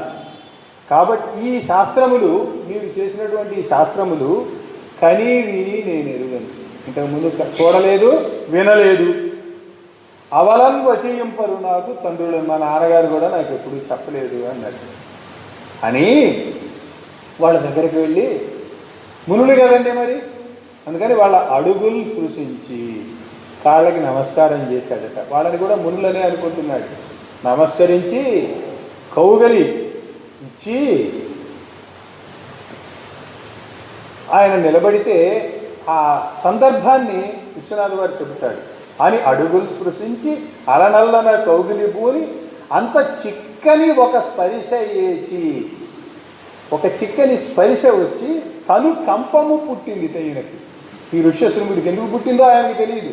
తను కంపము పుట్టి వడల్ బిరాన జిల్లన తెలియంగరాని సుఖమంది. అర్థం కానిది ఏమీ లేదు కదండి. తెలియంగరాని సుఖమంది ఇది ఏమగు మౌనులో భవతనువులు తాక జిల్లనగు దానికి ఎట్టి సమంబు తపంబు చేసిరో అని వాళ్ళని అడిగట. ఇదేం మనులండి మీరు, మిమ్మల్ని తాకితే నా ఒళ్ళు జిల్లంటుంది, ఏం తపస్సు చేశారండి, అని అడిగేట వాళ్ళని. అడిగితే అని వాళ్ళని చూశాను. చూస్తే వాళ్ళు నున్నగా దువ్వుకొని జడ వేసుకున్నారు కదండి, ముప్పేట జడ వేసుకున్నారు. వాళ్ళ జడ తడిని చూసి, ఏమిటి మీకు పుట్టుకతో ఇట్లా ముప్పేటగా జటలు వచ్చాయా, నాకు అట్లా రాలేదే జటలు అని ఆశ్చర్యపోయాట. అలాగే ముఖం తడిని చూశాడు. చూసి, ఏమిటి మీ ముఖం ఇలా ఉన్నది, నాకు చూడు ఇక్కడంతా కూడా రోమాలు ఉన్నాయి, మీ ముఖం మీద రోమాలు లేవేమిటి అన్నాడట. అలాగే నాకు నెత్తి మీద ఒక కొమ్ము ఉన్నది, మీ వక్షస్థలం మీద 2 కొమ్ములు ఉన్నాయి అన్నాడట. అట్లాగే పిరుదులు పట్టుకొని చూసట, ఉన్నతంగా ఉన్నాయి పిరుదులు. అంటే ఓహో మీరు సర్వాంగాసనం ఎక్కువగా వేస్తారట్టుంది, అందుకే పిరుదులు బాగా ఉన్నతమైనవి అన్నాడట. అట్లా వాళ్ళని ముట్టుకొని అన్నీ కూడాను ఆయన ఆ అనుభూతిని చెబుతున్నాడు వాళ్ళకి. అట్లా చేసియు అచ్చోటికి అసమశరుడు తొంగి చూడడు ముని ఋష్యశృంగు వంట పంక. అసమశరుడు అంటే మన్మధుడు. ఈయన ఇట్లా చేస్తున్న మన్మధుడు ఆ వైపేమీ తొంగి చూడలేదు అని. ఏమండి, మనస్సుకి కలిగేటువంటి భావాలకి ప్రతిరూపమే మన్మధుడు. మనస్సుని మదించేటువంటి వాడు మన్మధుడు. ఈయనకి మనస్సులో అసలు ఏ భావము లేదు, అన్నీ కొత్తగా ఉన్నాయి, కొత్త వాటిని చూస్తున్నాడు. ఈయన చూసి అడుగుతున్నాడు, ఇదేమిటి ఇదేమిటి ఇదేమిటి అని. అందుకని ఆయనకి ఏ భావము లేదు కనుక ఈయనకి ఈ మన్మధుడికి ఆయన వైపు చూసే అవకాశం లేదు. బాగానే ఉంది, మనకు అనుమానం రావాలి కదా, విశ్వాసం వరకు అనుమానం వస్తుంది. వీళ్ళకేమీ రాలేదు కానీ మరి వాళ్ళ మీద బాణం వేయొచ్చుగా, వాళ్ళ మీద బాణం వేసే అవకాశం ఉంది కదా. దానికి ఆయన చెబుతాడు, భూపశ్రేష్ఠుడి కూతు పెమ్మిటలుచుని పూజంతూ రమ్మవుని అంటాడు. రాజుగారి కూతురికి కాబోయే పెనిమిటి గనక వీళ్ళకి కూడాను అసమశరుడి బాణం తగిలే అవకాశం లేదు. వాళ్ళని పూజ చేస్తూ ఉన్నారు, వాళ్ళు కూడా నా మునిని పూజిస్తూ ఉన్నారు తప్పితే ఏమీ లేదు అని. ఆ ముని అడిగట, మీ పర్ణశాలలు ఇక్కడికి దూరంగా ఉంటాయా, మీ పుణ్యాశ్రమాల్లో హోమకర్మలు ఎట్లా చేస్తారో చూడాలని ఉంది. ఎందుకంటే వాళ్ళ హోమకర్మల వల్లనే కదా వాళ్ళకి జిల్లనేటువంటి శక్తి వచ్చింది అనుకుంటున్నాడు కనుక ఆ హోమకర్మలు ఎట్లా ఉంటాయో చూడాలి అన్నట్ట. అని నన్ను మీతో తీసుకుపోతారా అన్నట్ట. అంటే వాళ్ళు అన్నట్ట, మా ఆశ్రమంలో అన్ని బంగారు మేడలు ఉంటాయి అన్నట్ట. అంటే ఈయన అన్నట్ట, బంగారం అంటే ఏంటి అన్నట్ట. అంటే వాళ్ళు మెళ్ళలో వేసుకున్న నగలు చూపించి హారాలు, బంగారం హారాలు, ఇదిగో ఇది బంగారం అంటే ఇట్లాంటి దానితో ఆ మేడలన్నీ నిర్మాణం చేస్తారు అని చెప్పాక, అబ్బా ఎంత వర్చస్సు ఉన్నది దీనికి, ఇదే బంగారం అంటే అని ఆయన ఆశ్చర్యపోయాడు. ఆ తర్వాత మరి మీ దగ్గర మా దగ్గరలాగే చెట్లు ఇట్టాగే ఉంటాయా, వాటికి పళ్ళు కాస్తాయా, పువ్వులు ఉంటాయా అని అడిగాడు. అయ్యో ఎందుకుండవు అని చెప్పి గబగబా వాళ్ళు తెచ్చుకున్నటువంటి ఆహార పదార్థాల్లో నుంచి లడ్లు తీసిపెట్టారట. తెస్తే ఇదేమిటి నెమలి గుడ్లలా ఉన్నాయి, ఈ పండ్లకి తొడిమలేదేమిటి అన్నాడట. అంటే ఏం లేదు, తిని చూడు పండ్లే అన్నారు వీళ్ళు. తిన్నాడు, వాటి మాధుర్యం చాలా గొప్పగా ఉన్నది. ఆశ్చర్యపోయినాడు. వాళ్ళు జిలేబీ ఇచ్చారు తినటానికి. ఇదేమిటి విప్ప పువ్వా, ఇంత పెద్దగా ఉంది ఏమిటి, చాలా బాగుంది అని చెప్పి ఆ విప్ప పువ్వు తిన్నాడట. ఇవన్నీ తిన్న తర్వాత ఈయనకి ఇప్పుడు ఇంతకు ముందు లేనటువంటి కోరికంటూ ఒకటి ఏదో కనగడింది. ఏమిటన్నాడట అంటే, నన్ను మీ ఆశ్రమానికి పిలవటానికి నీకేమైనా అభ్యంతరమా అన్నట్ట. అయ్యో మాటల సందర్భంలో నేను మర్చిపోయినా, మా ఆశ్రమం ఇక్కడ ఈ దగ్గరే, అదిగో ఆ కనపడే కానుక చెట్టు ఉన్నాయే వాటి వెనకనే మా ఆశ్రమం ఉన్నది, రాకూడదు వెళ్దాం అన్నట్ట. వీళ్ళకి వణుకు పుట్టింది. ఎందుకంటే ఆశ్రమానికి పోయి విభాండకుడికి దొరికితే అయిపోతుంది. వీళ్ళు చతురులు కాబట్టి వీళ్ళన్నారు, అయ్యయ్యో ఇప్పటికే ఆలస్యం అయిపోయింది, మా అగ్ని కార్యాలకు ఆలస్యం కావటం వల్ల మాకు పాపం వస్తుంది, కాబట్టి మేము ఈ పూటకి రాలేము, నువ్వే రేపు పొద్దున్న రాకూడదా, మా ఆశ్రమానికి తీసుకెళ్తాము అన్నారట. అంటే ఆయన సరే అన్నాడు. అభం శుభం తెలియనటువంటి ఒక వ్యక్తి అండి ఋష్యశృంగుడు. కానీ ఆయన సరే అన్నాడు. సరే అని చెప్పి వెళ్ళాడు. మర్నాడు అగ్ని కార్యం అయింది, తండ్రి మళ్ళీ ఎటో వెళ్ళాడు. మరి నిన్న సరే అన్నాను కదా, అబద్ధపు దోషం వస్తుందేమో అని చెప్పి ఈయన వెళ్ళాడు వాళ్ళతో, వాళ్ళ దగ్గరికి వెళ్ళాడు. కానీ మనస్సు చూడండి తెలియకుండానే ఎలా లొంగిపోతుందో. ఈయన లొంగాడా అంటానికి ఏమో చెప్పలేము, లొంగాడా అంటానికి లేదు, ఇక్కడ లొంగలేదా ఆ మాట అంటానికి లేదు. అలాంటి స్థితిలో కథ నడిపిస్తాడు విశ్వనాథ సత్యనారాయణ ఎప్పుడు కూడా. అతడు లొంగనా తెలియదు, లొంగలేనా తెలియదు, ఆ పరిస్థితిలో ఉంటుంది. అట్లా ఆ కథని నడిపిస్తాడు ఆయన. వెళ్ళి అక్కడ వాళ్ళు ఏం చేశారు, వాళ్ళు తెచ్చుకున్నటువంటి ఆహార పదార్థాలు, బండ్లు, రథము ఉన్నాయి. ఆ రథంలో ఈయన ఎక్కిచ్చారు. రథం బయలుదేరింది. రథం బయలుదేరితే అంగదేశానికి రథం వెనకే ఆకాశంలో నీలమేఘాలు, ఉరుములు, మెరుపులు ఇవన్నీ కూడా బయలుదేరాయి. మనం ఎవరన్నా వస్తే ఏమరా వాన వెంట పెట్టుకొచ్చామంటాడు. అట్లాగే ఆయన వర్షం వెంట పెట్టుకొని అంగదేశానికి వెళ్ళాడు. వెళితే ఆ రాజు ఎంత ఆనందించాడంటే, అంతవరకు క్షామం అండి, వర్షం లేదు కదా, వర్షంతో ఆయన వచ్చాడు కనుక వెళ్ళిపోయి కాళ్ళ మీద పడిపోయాడు. కాళ్ళ మీద పడిపోయి ఈ రాజ్యం నీది అని చెప్పి కుమార్తెను పిలిచాడు. ఇదిగో ఈయన నా కుమార్తె శాంత, ఈ శాంతని నీకు ఇచ్చి పెళ్లి చేస్తా, నువ్వు నా రాజ్యంలో ఉండిపోయి, ఈమె నీది, నీకు ఇచ్చి పెళ్లి చేస్తా అంటే కూడా ఆయనకు తెలుసో తెలియదు, ఈమె కూడా నీది కాబట్టి నువ్వు ఇక్కడ ఆమెతో కలిసి ఉండి ఈ రాజ్యంలో ఉండు, నీకు వివాహం చేస్తా అన్నట్టు. అంటే సిగ్గుపడాల్సింది ఎవరండి?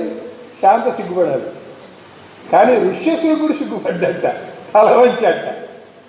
ఈ వానకాంతలు అన్నారట, అంతేలే పల్లెటూరికి నగరానికి తేడా అదే అన్నారట. అది విశ్వనాథ సత్యనారాయణ గారి చమత్కారం. ఆ విధంగా అని వాళ్ళిద్దరికీ పెళ్లి చేశారు. వాళ్ళకు కొడుకు కూడా పుట్టాడు. ఆ మహత్వం వల్ల, ఆ ఋష్యశృంగుడి మహాత్మ్యం వల్ల నీకు కూడా కొడుకులు కలుగుతారు అని చెప్పాడు సుమంత్రుడు. ఇప్పుడు దశరథుడితో ఈ కథ అంతా చెప్పి ముందుగా మీరు ఈ దేవరహస్యాన్ని సనత్ కుమారుడు చెబుతుంటే విన్నాను కనుక మీరు ఋష్యశృంగుడిని తీసుకురండి, తీసుకొచ్చి ఆయనతో యజ్ఞం చేయించండి, చేయిస్తే ఆ యజ్ఞం మీకు సఫలమవుతుంది అన్నట్ట. అంటే ఈయనకి ఆకాశం వైపు చూశాడు. ఇదంతా సాయంత్రం పూట నడుస్తాయి ఇవన్నీ కూడా. ఆకాశం వైపు చూస్తే ఆకాశం వైపు చంద్రుడు కనపడ్డాడు. ఎట్టా ఉన్నట్టు అంటే శుభ్రంగా స్నానం చేయించి చక్కగా తెల్లటి వస్త్రంలో చుట్టి పొత్తిళ్లలో పెట్టి ఊయల్లో పడుకోబెట్టినటువంటి బిడ్డలాగా కనపడ్డాట చంద్రుడు. వీధులంబడి తిరిగి ఒళ్ళంతా బూడిదలాగా పూసుకొని ఇంటికి తిరిగి వచ్చినటువంటి బిడ్డలాగా, అంటే కొంచెం పెద్ద అయినటువంటి పిల్లాడిలాగా కనపడ్డాట చంద్రుడు. అలాగే అన్నం తింటూ తనంతా తను అన్నం తింటే చిన్నపిల్లలకి చేత కాదని ఇట్లా తీసుకొని ఇట్లా పెట్టుకుంటారు నోట్లో, మొహం అంతా పెరుగన్నం అవుతుంది. కాబట్టి ఆ పెరుగన్నం తింటూ మొహం అంతా పూసుకున్నటువంటి పిల్లాడిలాగా కనపడ్డాట చంద్రుడు ఆయనకి. అలాగే తలంటి పోస్తాను అంటే దొరకకుండా పరిగెత్తుకు తిరుగుతుండేటువంటి చంటి పిల్లాడిలాగా కనపడ్డాట. ఓసారి బొట్టి అంటాడు, ఓసారి కుర్ర అంటాడు, ఓసారి పాప అంటాడు, ఉలిపి అంటాడు. ఇట్లా రకరకాల పేర్లతో ఆ పిల్లవాడిని ఆయన చెబుతూ చిట్ట చివరికి ఏం చెబుతాడంటే తెల్లటి దుస్తులు వేసి రాజకుమారుల్లా తయారు చేసి వీధులకి షికారు పంపించినటువంటి పిల్లాడిలా ఆకాశంలో చంద్రుడు వచ్చాడు అంటాడు. అంటే పిల్లవాడి కోసం తపన చెందుతుండేటువంటి వాడికి చంద్రుడు పిల్లవాడిలాగానే కనపడతాడు అని ఇక్కడ చంద్రిక చంద్రరేఖ అంటూ ఓ రెండు చెప్పాడు. అక్కడి నుంచి ఈయన చెప్పాడు, నువ్వు రోమపాదు సుమంత్రుడికి చెప్పాడు, నువ్వు అందరినీ పిలవాలయ్యా, ముఖ్యంగా జనక మహారాజుని, రోమపాదుని, వీళ్ళందరినీ నువ్వే వెళ్ళి పిలవాలి. కేకయ్య మహారాజుని నువ్వే వెళ్ళి పిలవాలి. మిగిలిన వాళ్ళందరికీ నువ్వు కబుర్లు పంపిస్తే పంపించవచ్చు. ఎందుకంటే అశ్వమేధంలో ఎవరెవరిని నువ్వు సొంతంగా పిలవాలి. ధార్మికులైనటువంటి రాజులు ఎవరున్నారో వాళ్ళందరికీ కబురు పంపించు. జటాయు ఎక్కడో దక్షిణ దేశంలో ఉన్నట్ట, రాజుగారికి చాలా స్నేహితుడు, ఆయన్ని తప్పకుండా పిలువు, ఈ విధంగా అందరినీ కూడాను పిలువు అని అంటే ఈయనేం చేశాడట, వశిష్ఠుడికి వాళ్ళందరికీ కూడా ఋత్విగ్వరణం ఇచ్చేశాడు. ఇచ్చి ఈ క్రతువు అంతా కూడా సక్రమంగా జరిగేటట్టు చూడు అని చెప్పి ఋష్యశృంగుడికి వశిష్ఠుడికి ఇద్దరికి కూడాను చెప్పి వశిష్ఠుడు వామదేవుడు వీళ్ళందరికీ కూడా ఋత్విగ్వరణం ఇచ్చాడు. వశిష్ఠుడు ఆజ్ఞ ఏం చెప్పాడంటే, పల్లెల నుండి యజ్ఞమని వచ్చిన వారికి ఎల్లవేళలం పిల్లయు మేకయంచనక పెట్టవలెన్ సకలాన్న భక్ష్యములు. మొట్టమొదట అన్నదానం చేయాలి అని చెప్పాడండి వశిష్ఠుడు ఇచ్చినటువంటి ఆజ్ఞ. పిల్ల మేక అనకుండా ఎవరు వస్తే వాళ్ళకి అన్నీ ఉన్నటువంటి అన్నాన్ని పెట్టాలి. ఎట్టా అంటే అది కూడా కొల్లలుగాగనై విసుగు కొంటయు కోపము మై విగుంచుటల్ సెల్లగరాదు. విసుక్కోవద్దు భోజనం పెట్టేటప్పుడు, కోపంతో వాటిని విదిల్చకూడదు, ఆ విధంగా పెట్టాలి. ఎవరై చేరినా అన్నము పెట్టు వేళను. ఎవరు అన్నాలు పెడతారో చూసుకోండి జాగ్రత్తగా, వాళ్ళలో ఏమాత్రం విసుగు కనపడకూడదు, ఏమీ లేదు అని చెప్పి ఆజ్ఞాపించాడు. ఆదర సత్కారాలన్నీ సక్రమంగా జరిగేటట్టు చూడమన్నాడు. అందరినీ పంపించడానికి సుమంత్రుడు తను వెళ్ళాడు, పిలవడానికి వెళ్ళాల్సినటువంటి వాళ్ళని వెళ్ళాడు. యజ్ఞం మొదలవుతుంది. ఇక యజ్ఞం మొదలవుతుంది. హయాన్ని అశ్వాన్ని అప్పటికే వదిలిపెట్టారు, తిరగటం మొదలైంది, ఏడాది కావస్తోంది, ఇక అశ్వం వస్తుంది అని అనుకుంటుండగా, యజ్ఞం మొదలవుతుంది అని అనుకుంటుండగా ఊళ్ళో వాళ్ళందరూ కూడాను ఈ యజ్ఞం ఏదో రాజుగారు చేసేది మన ఇంట్లోనే జరుగుతున్నది, వచ్చేవాళ్ళంతా మనవాళ్లే అన్నంత ఆదరంగా ఊళ్ళో వాళ్ళందరూ కూడా చూస్తున్నారట. అద్భుతమైనటువంటి పద్యం చెప్పాడు. చలి ఎంత పొద్దువేళను తలుపు తట్టినా, చాలా రాత్రి అయిపోయింది, తలుపు తట్టారు ఎవరో వచ్చి, చిటికెలో వచ్చి తీసేదరు తలుపు. మంచి తీర్థము కొంచెం ఇతురే అన్న తీయని మజ్జిగ తెచ్చి ఇతురు. అరుగుల నిద్రింతుము అన్నచో తాము నిద్రించు మంచము పక్కా తెచ్చి ఇతురు. ఆ గృహస్థులు ఎలా ఉన్నారో చూడండి. పిల్లలకు వేళతప్పు భోజనమునకు అంటే వండి పెట్టుదురు అప్పుడప్పుడే. అంత అద్భుతంగా వాళ్ళు ఇచ్చారట. ఆ పురంబున పురుషులు అంగనులను తమ ధరాపతి యజ్ఞ విధాన వేళ తామే గెస్తులై వచ్చునందరకు తమకే అతిథులన్నట్లు గౌరవం ఆచరింప. వచ్చేవాళ్ళందరూ మా ఇంటికే అతిథులు వస్తున్నారు అన్నట్టు గౌరవంగా అందరినీ చూస్తున్నారు. ఇది ఒక రాజ్యంలో రాజు సక్రమంగా ప్రజలని పరిపాలిస్తే దాని యొక్క ఫలితం ఎలా ఉంటుంది అన్నది ఇక్కడ కనిపిస్తుందండి. ఆయనంత ధర్మబుద్ధితో వాళ్ళందరినీ కూడాను చాలా ప్రేమగా చూశాడు కనుకనే వాళ్ళు అంత ప్రేమతో ఇప్పుడు ఇవాళ ఆయన యజ్ఞం చేస్తున్నాడంటే సహకరిస్తున్నారు. పాల్గొన మాసం అమావాస్య యజ్ఞం మొదలైంది. యజ్ఞం ఎట్టా జరిగింది అనేది చాలా పద్యాల్లో విశ్వనాథ్ వారు చెప్పారు. యజ్ఞం అదంతా కూడా చాలా వివరం, మళ్ళీ చెప్పాలంటే గురువుగారే కూర్చోవాలి. ఆ తర్వాత యజ్ఞశాల వెనక ఒక పెద్ద భోజనశాల వేశారండి. ఆ భోజనశాలలో వడ్డించేవాళ్ళు వాళ్ళే వందలు వేలు ఉన్నారు, తినేవాళ్ళకి అసలు లెక్కలేదు. వచ్చేవాళ్ళు వస్తున్నారు, తినేవాళ్ళు తింటున్నారు. అయితే ఆ పెట్టడంలో మర్యాదలు ఎలా ఉన్నాయి, ఇది తెలుగునాట మర్యాదలు రండి ఆయన రాసింది. మన ఇంట్లో జరుగుతున్నదే అని అనిపించేటువంటి మర్యాద. ఇప్పుడే గుండెగా దింపి ఇగురు పెట్టి తిని పొడిపళ్ళాడు ఈ అన్నమును తినుడు, పూర్ణమ్ము లేకుండా పునుగులుగా వేసి తిని కరకరలాడు తినుడు వీని, కాలుతునున్నది కాబోలు క్షీరాన్నము ఇదే దొన్నెలను తెచ్చి ఇత్తుము ఉండు, ఇది గడ్డ పెరుగు మీరింకా కొంచెము వేసుకొనవలే సలువ చేయును కదండి అనుచు బతిమాలి అవనినాథ సూదకులు కొల్లలుగా తెచ్చి చూర ఈయ అన్నమును ఆదరంబున తిన్న కడుపులెల్లా ఎడదలను ఉబ్బిపోయేది జనులు అని. ఇప్పుడు గుండెలు నిండిపోయిందండి వాళ్ళకి ఆ ఆదరానికి. వెళ్ళిపోయి వాళ్ళందరూ కూడాను ఆ అన్నాన్ని తిని ఆనందించి వెళ్తున్నారండి. ఇక అంతకంటే అసలు పుణ్యం ఏం కావాలండి ఎవరికైనా. ఆ విధంగా అన్నాన్ని పెట్టేందుకు వాళ్ళు అన్నపు రాసులు పోశారటండి. ఎప్పుడు వస్తే అప్పుడు వచ్చినప్పుడు వాళ్ళు వచ్చినట్టు పెట్టడానికి అన్నపు రాసులు పోశారు. ఆ రాసులు ఎలా ఉన్నాయిట అంటే దశరథుడి యొక్క కులదేవత రంగనాథుడండి. ఇక్ష్వాకువు సూర్యుని గురించి తపస్సు చేసినప్పుడు ఆ ఇక్ష్వాకువుకి రంగనాథ విమానాన్ని ఆయన ఇచ్చాడు. ఆ విమానం వాళ్ళ ఇంటికి కులదేవత. తర్వాత రాముడు దాన్ని విభీషణుడికి ఇచ్చాడు.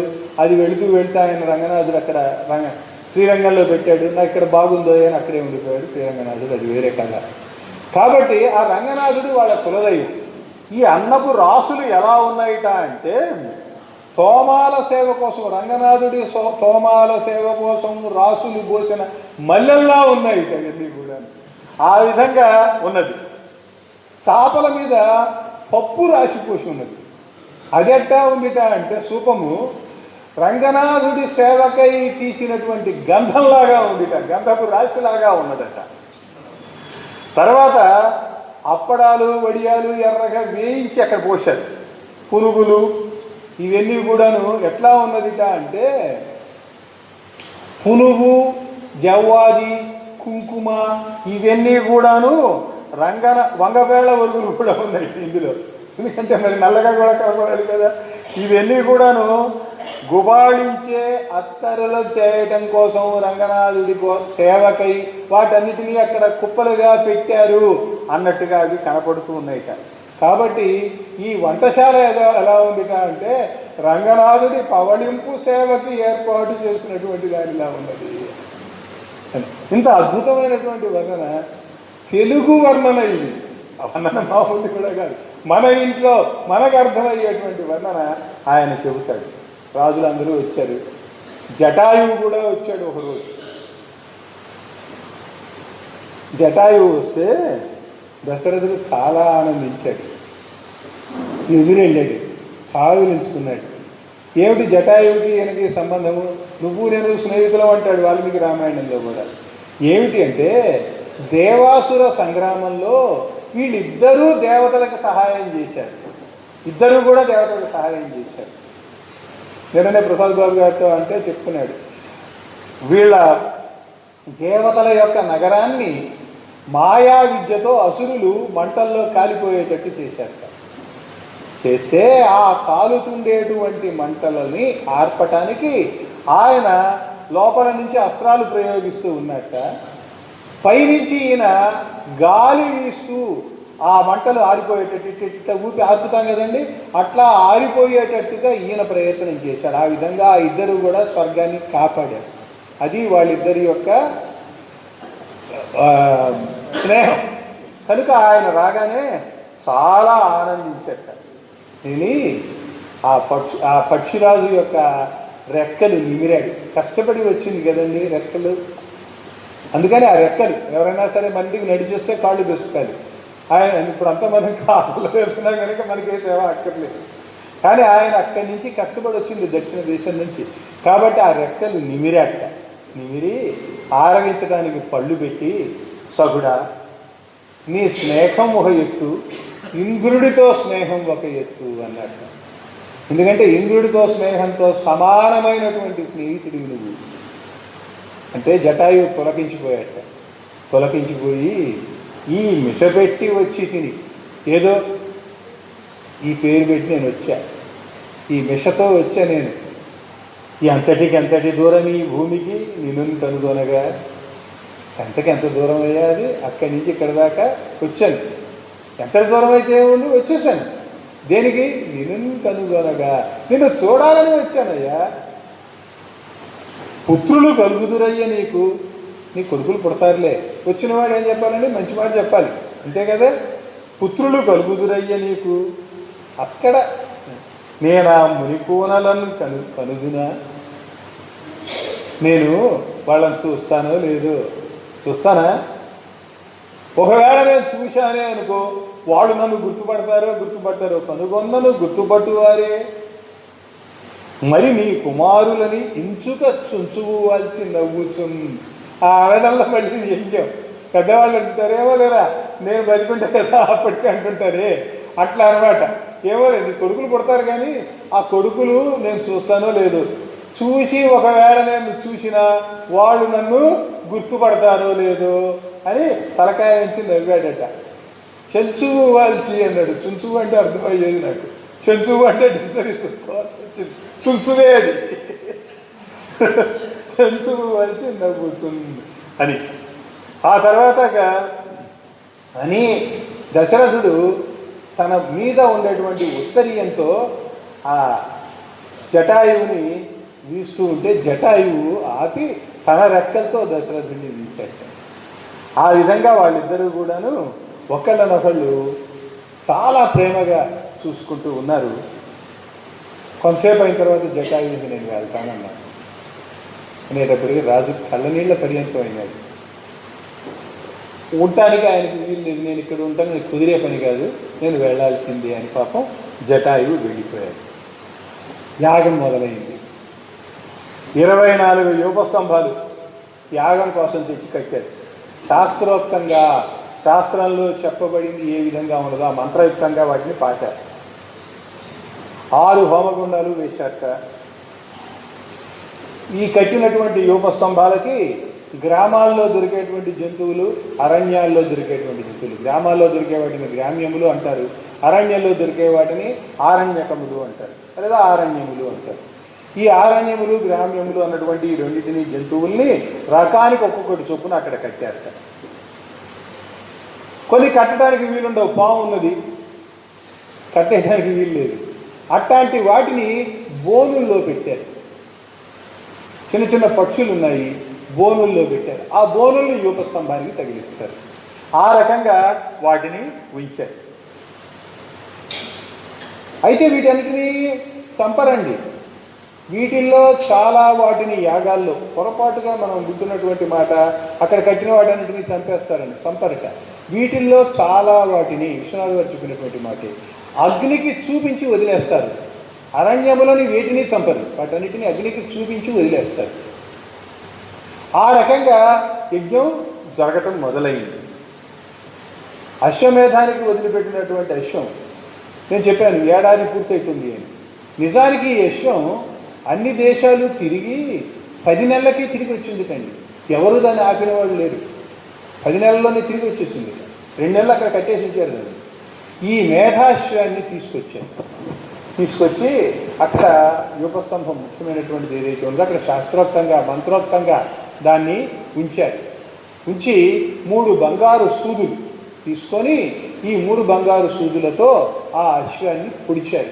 3 రాణులతో పొడిపించారు. పొడిపిస్తే ఆ అశ్వం అది ఆ మంత్రంలోనే ఉంటుంది. ఎక్కడ పొడిస్తే అది ముందు తన యొక్క దీన్ని కోల్పోతుందో, బేవుష్ అవుతుందంటాను, ఆ విధంగా అవుతుందో, ఆ తర్వాత ఏ రకంగా అది ప్రాణాన్ని విడుస్తుందో అది మంత్రంలో చెప్పబడిన విధానంగా అది ఆ 3 సూదులతో దాన్ని పొడవటం జరిగింది.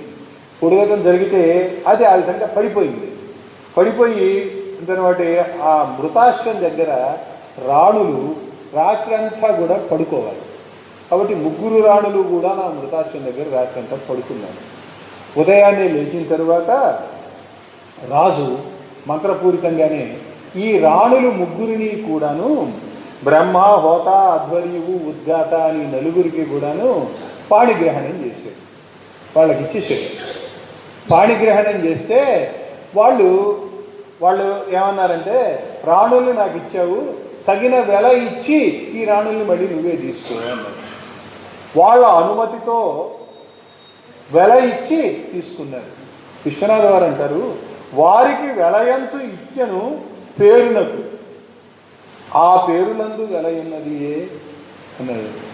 వాళ్ళకి ఏదో పేరుకు వెలంటూ ఇచ్చాడు, కానీ వాళ్ళకి ఏమైనా విలువ ఎంత అని చెప్పడానికి వీలైంది ఉందా? ఇచ్చాడంతే.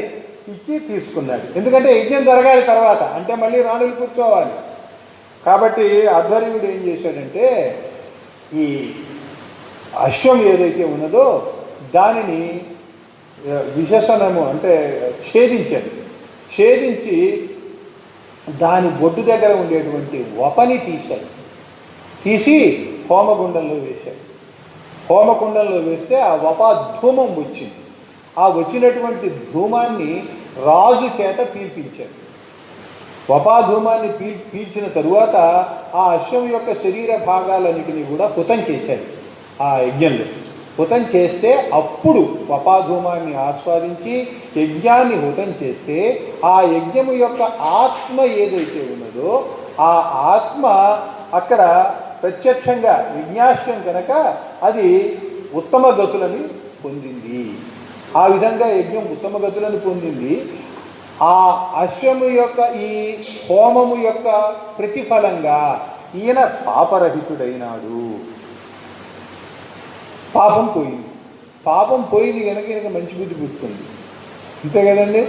ఎప్పుడు మంచి బుద్ధి పుట్టింది అంటే ఈ రుచితులందరినీ పిలిచి ఇంకా దీనికి అంగంగా ఏమి చేయవచ్చు అని అడిగాడు. అడిగితే వాళ్ళు మరికొన్ని హోమాలు చెప్పారు. ఆ చెప్పినటువంటి హోమాలు ఏమిటంటే త్రివుడ్, పంచదశ, సప్తదశ, ఏకవింశ హోమాలు. ఇవన్నీ చేశాట. వృక్షము, అధిరాత్రము అన్నటువంటి హోమాలు కూడా చేశారు, యాగాలు కూడా చేశాడు. ఇవన్నీ చేయడానికి 3 రోజులు పట్టింది. అంటే అశ్వమేధం పూర్తయిన తర్వాత ఇన్ని యాగాలు చేసి ఆ తర్వాత మళ్ళీ జ్యోతిష్ఠోమము, ఆయుషి, అతిరాత్రము, అభిజిత్తు, అశ్వజిత్తు, ఆప్తోర్యామము ఇవన్నీ కూడా యజ్ఞాంగాలుగా ఇన్ని యాగాలు చేశాడు. ఇవి ఒక 6 యాగాలు. ఈ యజ్ఞాంగంగా ఇవన్నీ చేసేసరికి రాజుకి తనకుండేటువంటి ఆ ఆత్మగతమైనటువంటి పాపపుట ఆలోచనలు కానీ ఏమి ఇవ్వండి, అన్నీ పుణ్యమైనటువంటివే. అంటే ఈ యజ్ఞం యొక్క ఫలితంగా అక్కడ జరిగేటువంటి మంత్రపూరితమైనటువంటి ఆ ప్రక్రియల ద్వారా ఆయనలో అసలు పాప పురుషుడు అనేవాడు ఎక్కడ ఒక అణువు కూడా లేదండి. లేక ఆయనకి ఏమనిపించింది అంటే యజ్ఞం పూర్తయింది కదా, ఈ బ్రాహ్మణులందరికీ దక్షిణలు ఇవ్వాలి కదా, ఈ బ్రాహ్మణులకి బ్రహ్మ, హోత, అధ్వర్యం, ఉద్గాత వీళ్ళకి నలుగురికి కూడాను తలొక దిక్కు రాజ్యం ఇచ్చేశాడు. బ్రహ్మకి నువ్వు తూర్పు దిక్కు అన్నాడు, హోతకి నువ్వు దక్షిణ దిక్కు అన్నాడు, అధ్వర్యులకు పడమట దిక్కు అన్నాడు, ఉద్గాతకి తూర్పు దిక్కు అన్నాడు, ఉత్తర దిక్కు అన్నాడు. అట్లా నలుగురికి 4 దిక్కులు ఇచ్చేసి రాజ్యం అంతా మీరే ఏలుకోండి అని చెప్పి దోవతి మీద కట్టుకున్న ఉత్తరీయం ఉంది కదా, ఉత్తరీయం దులుపు భుజాన్ని వేసుకొని వెళ్ళిపోతున్నాడు. వీళ్ళందరికీ అసలు దక్షిణ అంటే ఏదో ధనం ఇస్తారు మామూలుగా. అలాంటిది ఈయన ఏమంటున్నట్ట, ఇన్నాళ్ళు ఈ ధరం మోసి మోసి బరువయ్యను తెరపి సంప్రాప్తించే ఈనాటికి ఇన్ని అన్నాడట అని చెప్పి తుండు కూడా భుజాన్ని వేసుకొని పోతున్నాడు. పోతూ ఉంటే వాళ్ళు అడ్డం పడ్డారట.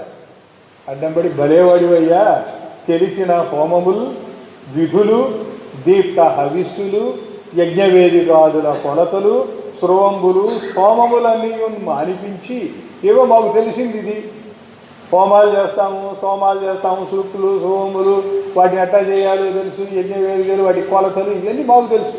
కాబట్టి ఇవన్నీ మానిపించి ఆ తెలియని కయ్యములు అంటే రాజంటే ఏముంటుందండి, కయ్యాలే కదా, కయ్యములు పోట్లాటలు, జనుల దిద్దుటలు, వాడెవడో తప్పు చేశాడు వాడికి ఏదో శిక్ష వేయాలి, వాడిని బాగు చేయాలి.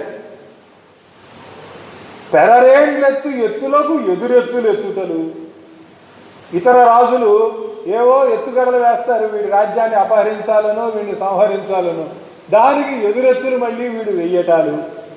వీటితో జికురింతు నన్ను కికురిస్తావా, ఏమిటయ్యా ఇది అంటే మాకు ఇది ఇచ్చి మమ్మల్ని వంచావు అనే అర్థంలో వస్తుంది కిగురించుట అంటే.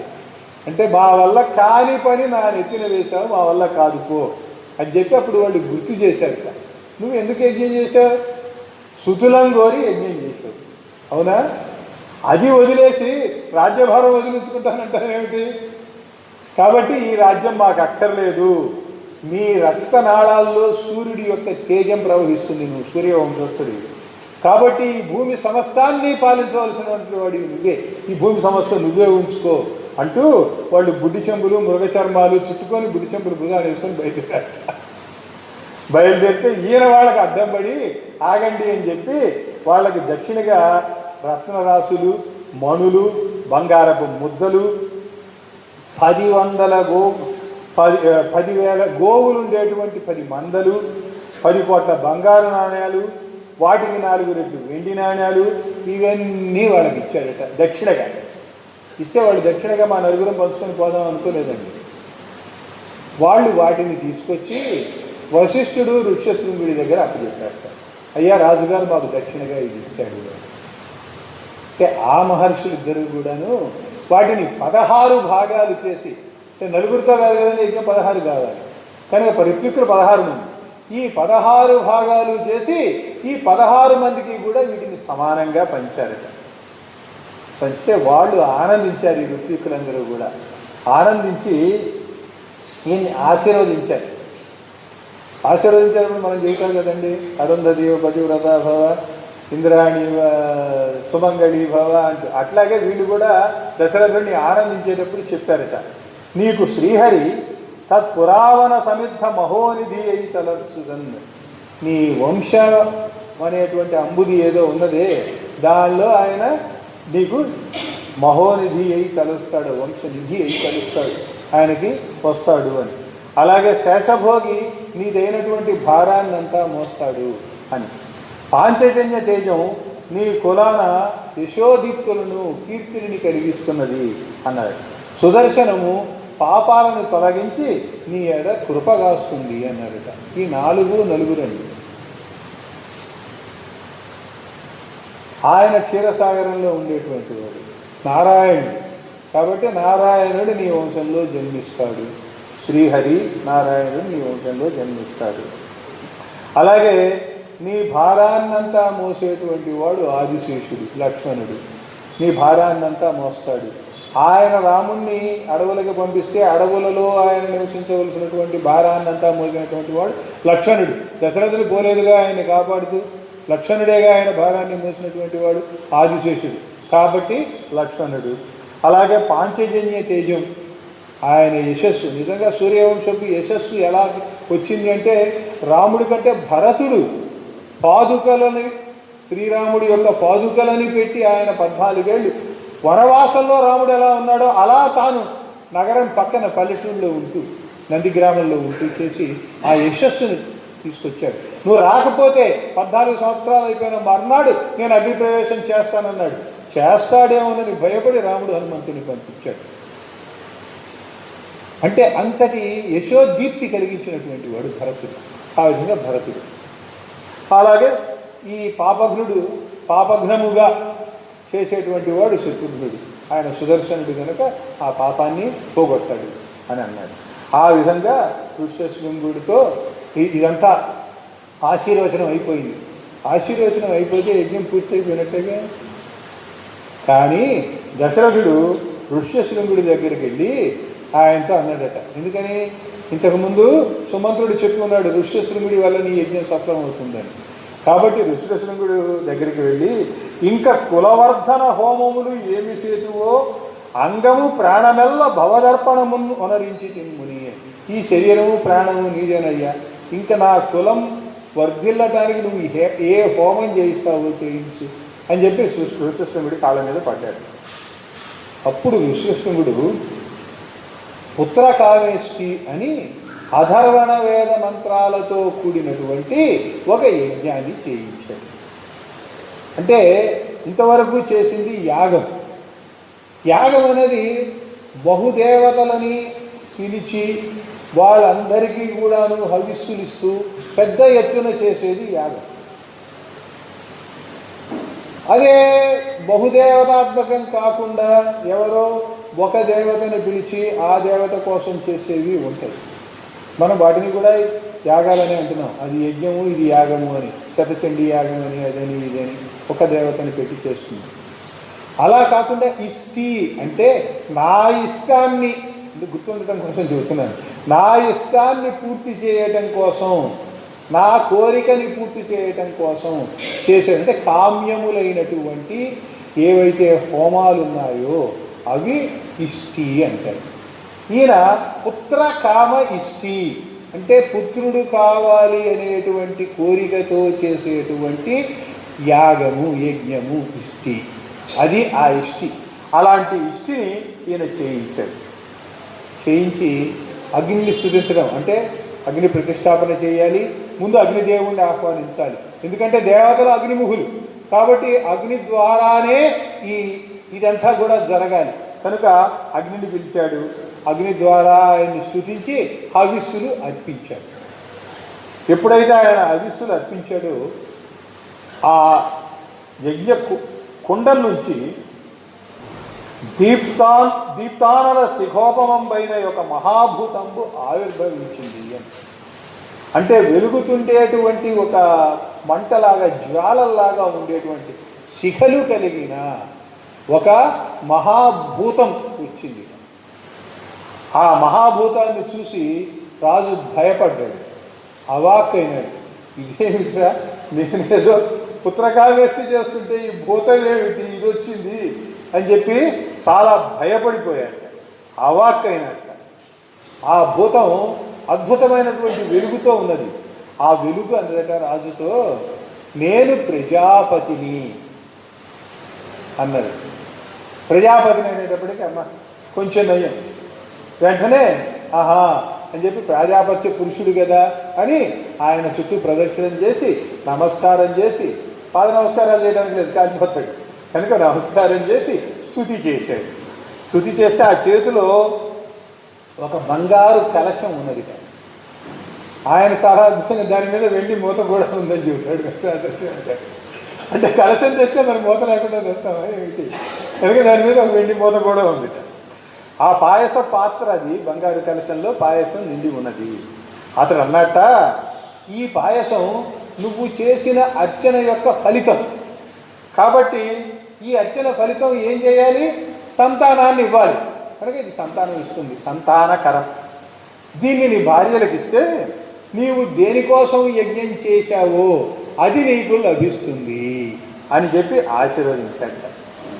రాజు ఆ పాత్ర అందుకొని చాలా సంతోషంగా యజ్ఞపురుషుడికి ప్రదక్షిణ చేసి నమస్కరిస్తే ఆ యజ్ఞపురుషుడు కాస్త అంతర్హితుడైపోయినాడు, మాయమైపోయాడు. ఈయన ఆ యజ్ఞపురుషుడు అంతర్హితుడయ్యే సమయంలో వెలువడినటువంటి కాంతి ఉన్నదే, ఆ కాంతి ఎంత కాంతి ఉన్నదిట అంటే కనులు మూతపడవు, కాంచనేరవు. కళ్ళు మూతపడ్డాయా, పడలేదు. పోయి చూడగలుగుతున్నావా, చూడలేదు. బహిరంతరమ్ములు ఒక సమాధి నిద్ర. ఓ సమాధి స్థితిలోకి వెళ్ళాడా, తెలియదు. నిద్రపోయినాడా, తెలియదు. ఆ ఒక స్థితి, ఆ కాంతి, ఆ వెలుగు యొక్క స్థితి, ఆ వెలుగులో ఈ ఉండినటువంటి ఆ దశరథుడి యొక్క స్థితి ఎలా ఉన్నదో చెబుతున్నాడు. గుడ్డితనముగాక కులియాంబువుల మునిగి కనులు తెరచినట్లు కాననయ్యే.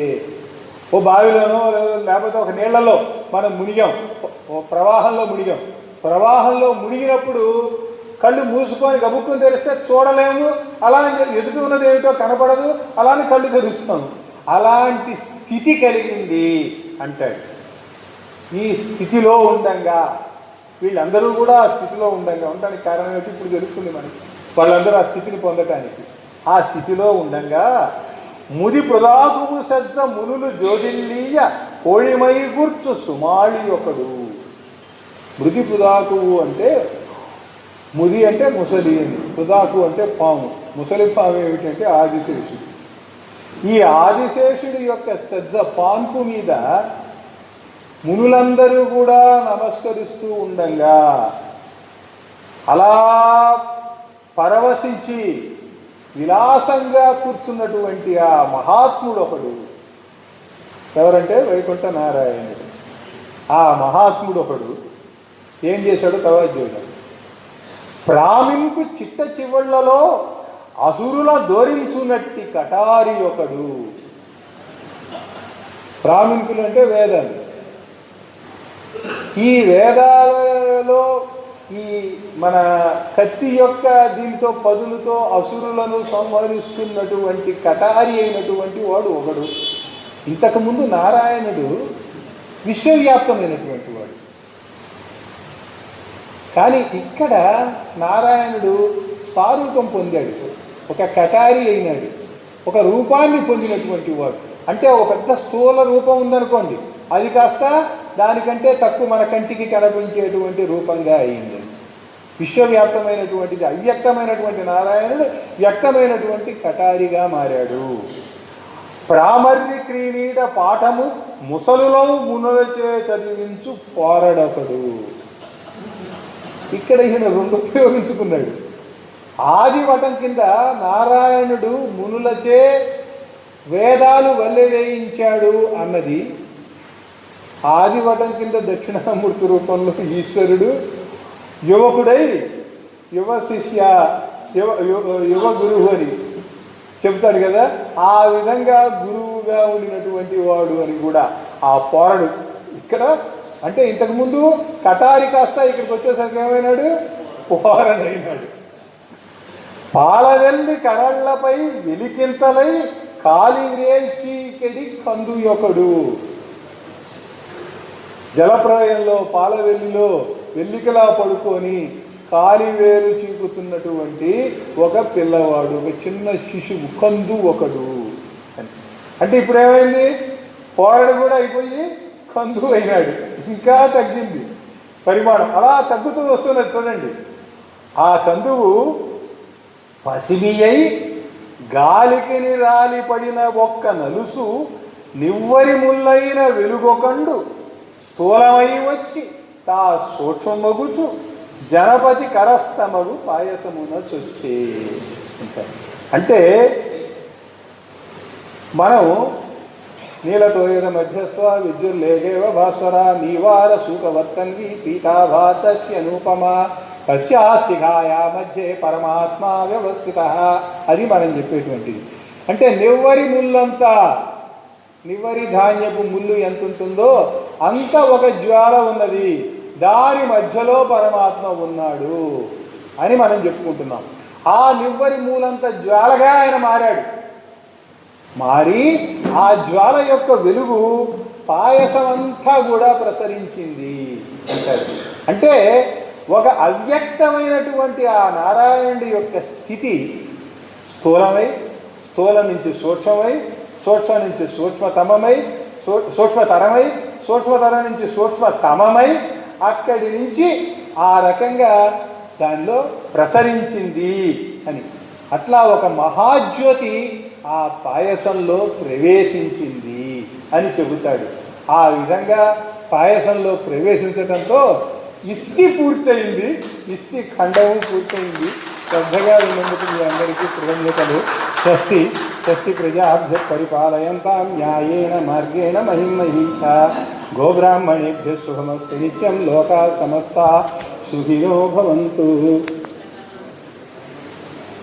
ప్రసాద్ గారికి ఈరోజు బాలకాండ ప్రారంభం ఇస్తే కాండముతో సవివరంగా సమగ్రంగా ప్రతి అంశాన్ని మన అందరికీ అంటే అంటే ఉన్న సమయంలో 400 పైచిలుకు పద్యాలు మొత్తం కాదు, ఆ యొక్క మేము ఏదైతే గురువు గారికి తెలియజేశామో అదేవిధంగా సమగ్రంగా అందజేసినందుకు వారికి కృతజ్ఞతలు తెలియజేసుకుంటూ, రేపు అవతారఖండం శ్రీరామచంద్రమూర్తి మరియు లక్ష్మణ భర్త శత్రుఘ్నుల అవతారం ప్రారంభమవుతుంది.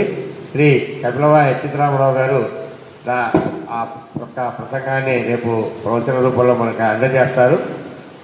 రేపు సరిగ్గా సమయపాలన మాత్రం ఒక 2-3 నిమిషాలు తప్పితే ఎక్కువగా ఆలస్యం కాదండి. ఆ మైక్ అది అరేంజ్మెంట్ కోసమే తప్పితే 6:30కి, ఎందుకంటే వాళ్ళకి 2 గంటల సమయం సరిపోవట్లేదు. నేను చూశాను, మీరు చూశారు కదా, వారు ఎంత హోంవర్క్ చేసుకున్నారో ఆ పేపర్ల మీద రాసుకోవడం, చాలా వ్యయ ప్రయాసాలకు వచ్చి వాళ్ళు ఆ 2 గంటల ఉపన్యాసం ఆ సమయం మనం వాళ్ళకి కేటాయించాల్సిందే. కాబట్టి అందరూ 6:30 కల్లా రావాల్సిందిగా ప్రార్థిస్తూ ఇంతట్లో ఈనాటి కార్యక్రమానికి స్వస్తి. అందరూ ప్రసాదం స్వీకరించి వెళ్ళవలసిందిగా ప్రార్థన.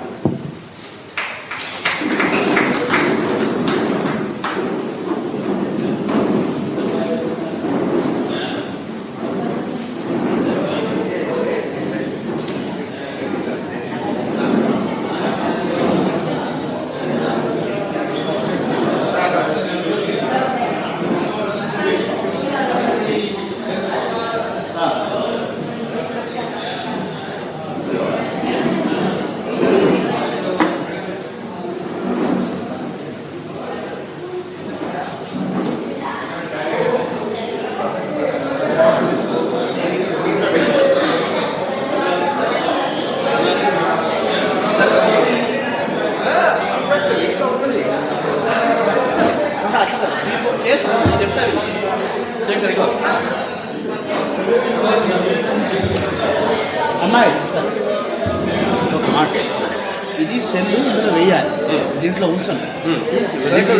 అందుకని కేసు దాంట్లో పెట్టు అన్ని దాంట్లో పెట్టు. ఇదిగో ఇక్కడ ఉంటుంది బాబు, ఇక్కడ ఉంటుంది. రేపు దాన్ని ఒక 5 నిమిషాల ముందు దాన్ని దాంట్లో పెట్టు. సెల్ కూడా దీని యొక్క సెటప్ దీంట్లో పెట్టు. Perfect.